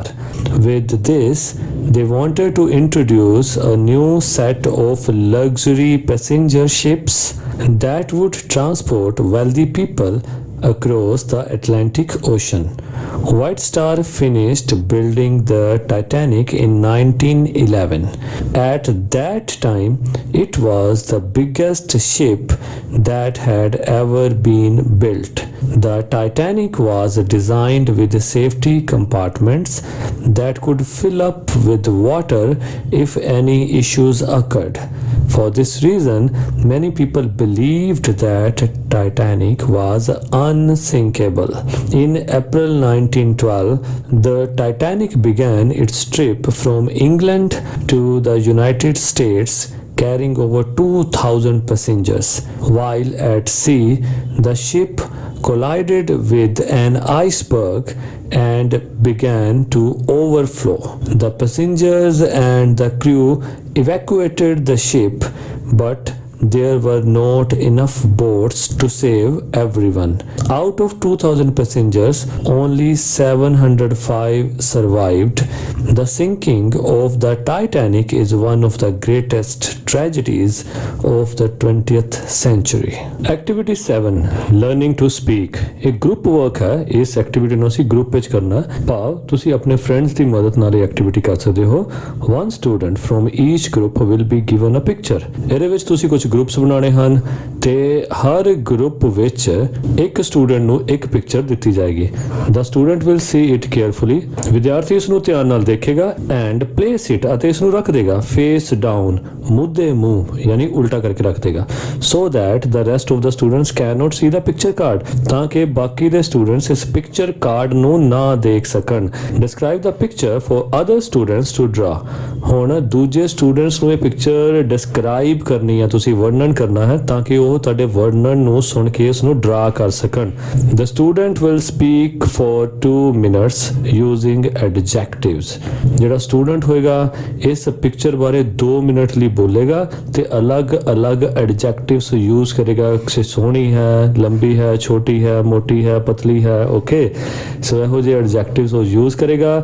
The teacher will get some pictures for students so that pictures are unseen for them, ਅਧਿਆਪਕ ਇਸ activity ਲਈ ਕੁਝ ਤਸਵੀਰਾਂ arrange ਕਰੇਗਾ ਤਾਂ ਕਿ ਹਰ group ਨੂੰ ਇੱਕ ਨਵੀਂ ਪਿਕਚਰ ਮਿਲੇ ਜੋ ਉਹਨਾਂ ਨੇ ਪਹਿਲਾਂ ਨਾ ਦੇਖੀ ਹੋਵੇ, ਓਕੇ। ਸੋ ਇਹ ਐਕਟੀਵਿਟੀ ਤੁਸੀਂ ਗਰੁੱਪ ਵਿੱਚ ਕਰ ਸਕਦੇ ਹੋ। ਨੈਕਸਟ, ਲਰਨਿੰਗ ਟੂ ਰਾਈਟ, ਇਹ ਰਾਈਟਿੰਗ ਦੀ ਐਕਟੀਵਿਟੀ ਹੈ। Activity 8, write a story using the following hints, also give a heading to the story, ਹੁਣ ਇੱਕ ਸਟੋਰੀ ਲਿਖਣੀ ਹੈ ਜਿਹਦੇ ਕਿ ਹਿੰਟਸ ਨੀਚੇ ਦਿੱਤੇ ਹੋਏ ਹਨ, ਫਿਰ ਤੁਸੀਂ ਨਾਲ ਇਸ ਦਾ ਟਾਈਟਲ ਵੀ ਦੇਣਾ ਹੈ, ਇਸ ਦਾ ਹੈਡਿੰਗ ਵੀ ਤੁਸੀਂ ਨਾਲ ਲਿਖਣਾ ਹੈ। ਸੋ ਆਪਾਂ ਕੋਸ਼ਿਸ਼ ਕਰਦੇ ਹਾਂ ਇਹਨਾਂ ਹਿੰਟਸ ਨੂੰ ਪੜ੍ਹਨ ਦੀ ਤੇ ਉਸ ਤੋਂ ਬਾਅਦ ਇੱਕ ਸਟੋਰੀ ਲਿਖਣ ਦੀ। ਅ ਸਟੈਗ, ਫਸਟ ਹਿੰਟ ਇਹੀ ਹੈ ਨਾ, ਅ ਸਟੈਗ ਯਾਨੀ ਇੱਕ ਬਾਰਾਸਿੰਗਾ। ਤੁਸੀਂ ਇਸ ਤਰ੍ਹਾਂ ਲਿਖ ਸਕਦੇ ਹੋ ਕਿ once there was a stag drinking water, he was drinking water, saw the reflection there, है ना, यानी उत्थे he saw his own reflection, ठीक है, कि उत्थे उसने अपनी ही रिफ्लैक्शन देखी। ब्यूटीफुल हॉर्न्स, कि ਉਹਦੇ ਜਿਹੜੇ ਸਿੰਘ ਸਨ ਉਹ ਬਿਊਟੀਫੁਲ ਸਨ। his horns were beautiful, felt proud, ਉਹਨੂੰ ਮਾਣ ਮਹਿਸੂਸ ਹੋਇਆ। ਅੱਗੇ ਬਸ he ਲਗਾ ਦਿਓ, he felt proud of his beautiful horns।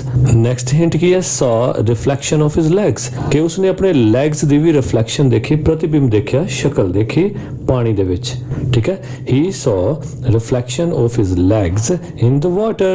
next ਹੈ felt ashamed, ਯਾਨੀ ਉਹਨੂੰ ਸ਼ਰਮ ਆਈ। he felt ashamed, ਉਸਨੂੰ ਸ਼ਰਮ ਆਈ। heard the barking, ਉਸਨੇ ਭੌਂਕਣਾ ਸੁਣਿਆ। ਉਹ ਕੌਣ ਸੀ? hunter's dog, ਇੱਕ ਸ਼ਿਕਾਰੀ ਦਾ ਕੁੱਤਾ। ਸੋ ਲਾਈਨ ਇਸ ਤਰ੍ਹਾਂ ਲਿਖ ਸਕਦੇ ਹੋ, suddenly he heard the barking of a hunter's dog, started running, Puri line. then he started running। ਅਗਲਾ hint, his horns entangled in a bush, ਕਿ ਉਸ ਦੇ ਜਿਹੜੇ ਸਿੰਘ ਸਨ ਉਹ entangled ਹੋ ਗਏ, ਫਸ ਗਏ, bush ਯਾਨੀ ਝਾੜੀ ਵਿੱਚ। after some time, ਯਾਨੀ ਕੁਝ ਦੇਰ ਭੱਜਣ ਤੋਂ ਬਾਅਦ, after some time his horns were entangled in a bush, tried his best to untangle horns, he ਲਗਾ ਦੋ, he tried his best to untangle his horns। next ਕੀ ਹੈ, succeeded with great difficulty, ਕਿ ਉਹ ਕਾਮਯਾਬ ਹੋਇਆ ਪਰ ਬੜੀ ਮੁਸ਼ਕਲ ਦੇ ਨਾਲ। at last ਜਾਂ eventually, ਠੀਕ ਹੈ, at last he succeeded with great difficulty, ਭਾਵ ਆਪਣੇ ਸਿੰਘਾਂ ਨੂੰ ਉਹਨਾਂ ਝਾੜੀਆਂ ਤੋਂ ਅਨਟੈਂਗਲ ਕਰਨ ਵਿੱਚ ਉਹ ਬੜੀ ਮੁਸ਼ਕਲ ਦੇ ਨਾਲ ਸਫਲ ਹੋਇਆ, ਭਾਵ ਬੜੀ ਮਸ਼ੱਕਤ ਦੇ ਨਾਲ ਉਸਨੇ ਆਪਣੇ ਸਿੰਘ ਉਹਨਾਂ ਝਾੜੀਆਂ ਤੋਂ ਛੁਡਾ ਲਏ। dogs reached, ਕੁੱਤੇ ਪਹੁੰਚ ਗਏ। after some time dogs reached there। next, used thin legs to escape, ਫਿਰ ਉਸਨੇ ਆਪਣੇ thin legs, ਪਤਲੀਆਂ ਲੱਤਾਂ ਦੀ ਵਰਤੋਂ ਕੀਤੀ ਬਚ ਕੇ ਨਿਕਲ ਜਾਣ ਵਿੱਚ। then he used his thin legs to escape, ਠੀਕ ਹੈ, ਵੀ ਉੱਥੋਂ ਭੱਜ ਕੇ ਨਿਕਲਣ ਚ ਉਹਨੇ ਆਪਣੀਆਂ thin legs ਦੀ ਵਰਤੋਂ ਕੀਤੀ। next hint ਕੀ ਹੈ, understood importance of ugly looking legs, ਭਾਵ ਉਸ ਨੂੰ ਉਹਨਾਂ ਬਦਸੂਰਤ ਦਿਖਣ ਵਾਲੀਆਂ ਲੱਤਾਂ ਦੀ ਇੰਪੋਰਟੈਂਸ ਪਤਾ ਚੱਲੀ। then he understood the importance of ugly looking legs। ਸੋ ਇਹਦਾ ਹੈਡਿੰਗ ਤੁਸੀਂ ਲਿਖ ਸਕਦੇ ਹੋ, the stag and his horns। So heading ਤੁਸੀਂ ਸਭ ਤੋਂ ਉੱਪਰ ਪਾਣਾ ਹੈ। Activity 9, learning to use the language, ਇਹ ਵੀ ਪੇਅਰ ਵਰਕ ਵਿੱਚ ਕਰਨਾ, ਪੇਅਰ ਵਰਕ ਯਾਨੀ ਜੋੜੇ ਬਣਾ ਕੇ।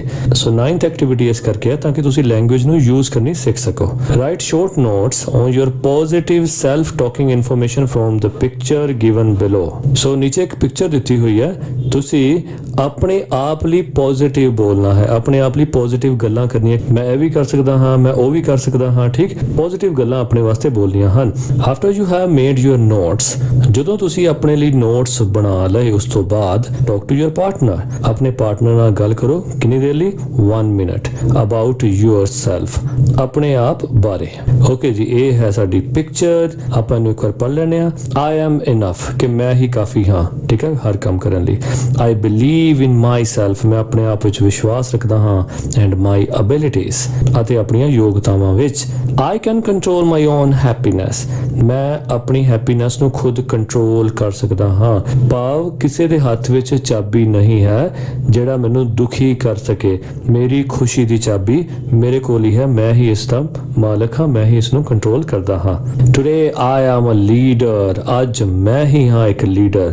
Today is going to be an awesome day, ਅੱਜ ਇੱਕ ਬਹੁਤ ਵਧੀਆ ਦਿਨ ਹੋਣ ਜਾ ਰਿਹਾ ਹੈ। I can get through this, ਕਿ ਮੈਂ ਇਹਨਾਂ ਸਾਰੀਆਂ ਮੁਸ਼ਕਲਾਂ ਦੇ ਵਿੱਚੋਂ ਗੈਟ ਥਰੂ ਹੋ ਸਕਦਾ, ਲੰਘ ਸਕਦਾ ਹਾਂ। ਸੋ ਇਹ ਸਾਡੀਆਂ ਪੋਜ਼ਿਟਿਵ ਟਾਕਸ ਹਨ। ਇਹ ਤੁਸੀਂ ਆਪਣੇ ਪਾਰਟਨਰ ਦੇ ਨਾਲ 1 ਮਿੰਟ ਲਈ ਬੋਲਣਾ ਹੈ। ਸੋ ਇਹ ਸੀ ਲੈਸਨ ਐਂਡ ਇਟਸ ਐਕਟੀਵਿਟੀਜ਼।